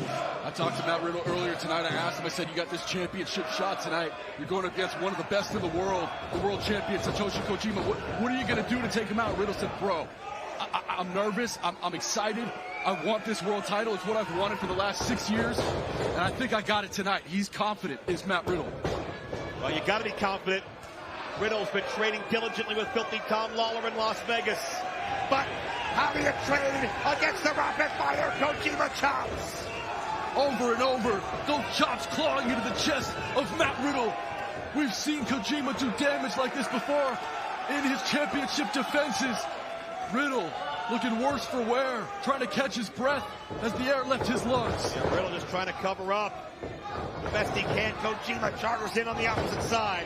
Keep in mind names like Minoru Suzuki, Alex Kane, Tom Lawler, Ultimo Guerrero attempted to unseat Kojima and came up short. Nasty elbow drop in for the cover. Inside leg is hooked, but only 2. Man, that was close. You can see Kojima knowing this potentially is his biggest test in his world championship run. Yeah. Matt Riddle, again, Joe talked about it earlier, he defeated 39 men at one time to get this title shot. And it took him several months to come here, but now here in front of a sold-out crowd in Dallas, Texas, can Matt Riddle become the face of Major League Wrestling? Can Matt Riddle go home with the leather and gold? Well, Kojima has his way. Matt Riddle may be moments away from being defeated. The DDT connected. And Kojima looking cozy cutter. But Riddle puts the brakes on. He makes himself small, widens his base. And Riddle firing back. These men stood deep, mutual respect for each other. Riddle bided his time to activate his contract. They fought alongside each other. They battled Contra. They battled everything. But Riddle, the look in his eyes shows he's focused and determined. It's Riddle's time now. That Pele kick, followed by that sitting sit-on. Matt Riddle, will he win the title?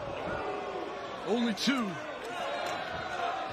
I gotta tell you, I was so impressed with Matt Riddle's UFC career several years ago, but when he made the transition to professional wrestling, many people questioned whether Matt Riddle had what it took to be a part of this sport.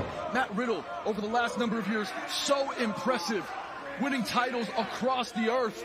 And now Matt Riddle looks for his first world championship title reign. And he's got Kojima in a bad way. Kojima down, one shoulder up. Gastineau with a close look. Yeah, but Riddle's exposing that core, that midsection, now traps his shoulders. And Kojima struggles off his right shoulder. Riddle trying to ground smother. and pound, full mount here from Matt Riddle. Dropping bombs. Champion is worse for wear.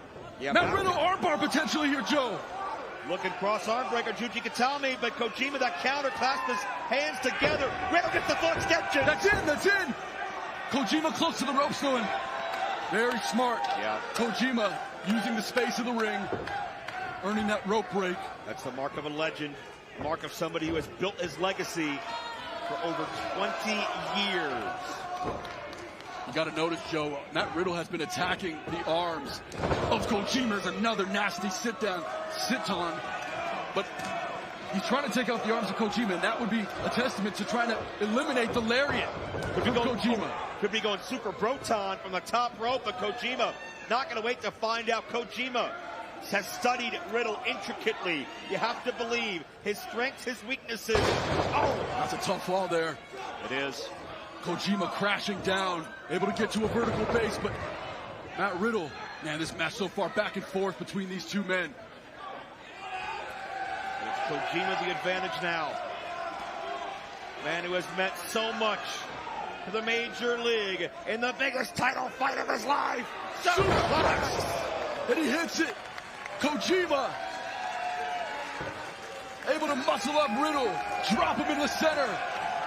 Kojima, maybe thinking to finish this cozy cutter. He got the cozy cutter. He got it, Joe. He's got to slide over. Kojima, feeling the effects of this match so far, needs to get in for the cover. Will he retain his title? Kojima, no, near fall.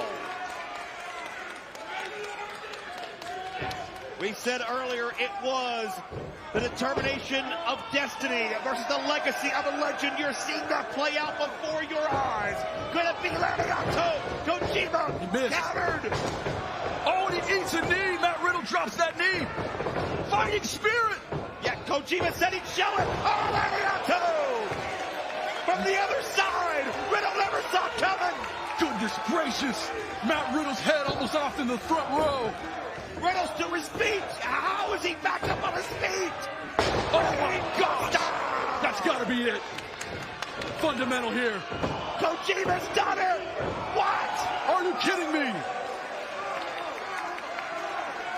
Kojima looks to build upon his legacy for a 23rd year in MLW, but he's got to overcome Riddle's year of momentum and 7 years of work to get back to this moment. Riddle, a Fisherman Buster. Will this be Proton? My goodness, look how high up Matt Riddle is. Riddle with a Proton. Will this be it? He got all of it. Riddle. Oh my goodness. How close was that, Joe Dombrowski? Riddle was maybe a half second ahead of himself. He counted along with the official rather than cinching on the cover. Riddle a bit too overconfident. That could have been his downfall. Mere millimeters between a championship change and retain. And now looking for the Bro Stone. Can he hit it? Nasty Bro Stone. Dead center of the ring. Riddle the cover. Oh, he got it. He got it. Unbelievable. Here is your winner. And new MLW World Heavyweight Champion, the King of Bros, Matt Riddle! Matt Riddle left MLW in 2018, a dejected dreamer with big goals and mountainous aspirations. But nearly 7 years later, Matt Riddle comes back to the Major League, and he is now the world champion of this organization. Matt Riddle, searching for glory for 6 years, accomplishes his championship goals from Dallas, Texas. 2025 is the year of Matt Riddle. Filthy Tom Lawler, the trading partner of Matt Riddle for these past couple of months. Riddle may not have been this so-did, this ready without him. Riddle, a former world champion of MLW in his own right. And Christian, here's how Riddle did it. Matt Riddle was in a bad spot on the top. Satoshi Kojima, the proudest champion in this great company's history, was able to hit that superplex, and we thought that was it. But it was Matt Riddle able to fight back and hit a Bro Stone in the center, pin Satoshi Kojima, and begin a new era in Major League Wrestling. Oh, Matt Riddle in a bad way as Kojima after this matchup. So much has been taken out of him. God, Joe, Kojima has done so much for this sport. He's meant so much to Major League Wrestling. Sellout after sellout after sellout after sellout.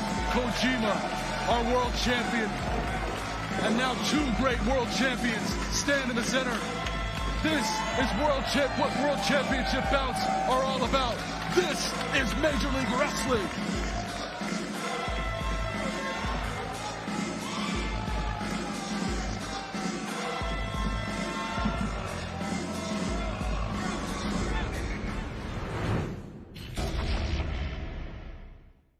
This February, before the action starts at the stadium, it explodes in the ring. It's a super weekend of football and fighting as MLW Wrestling brings you an annual Super Showdown, Superfight 6.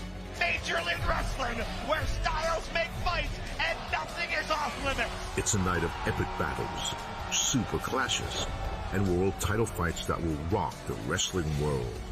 Champions will rise. Rivalries explode.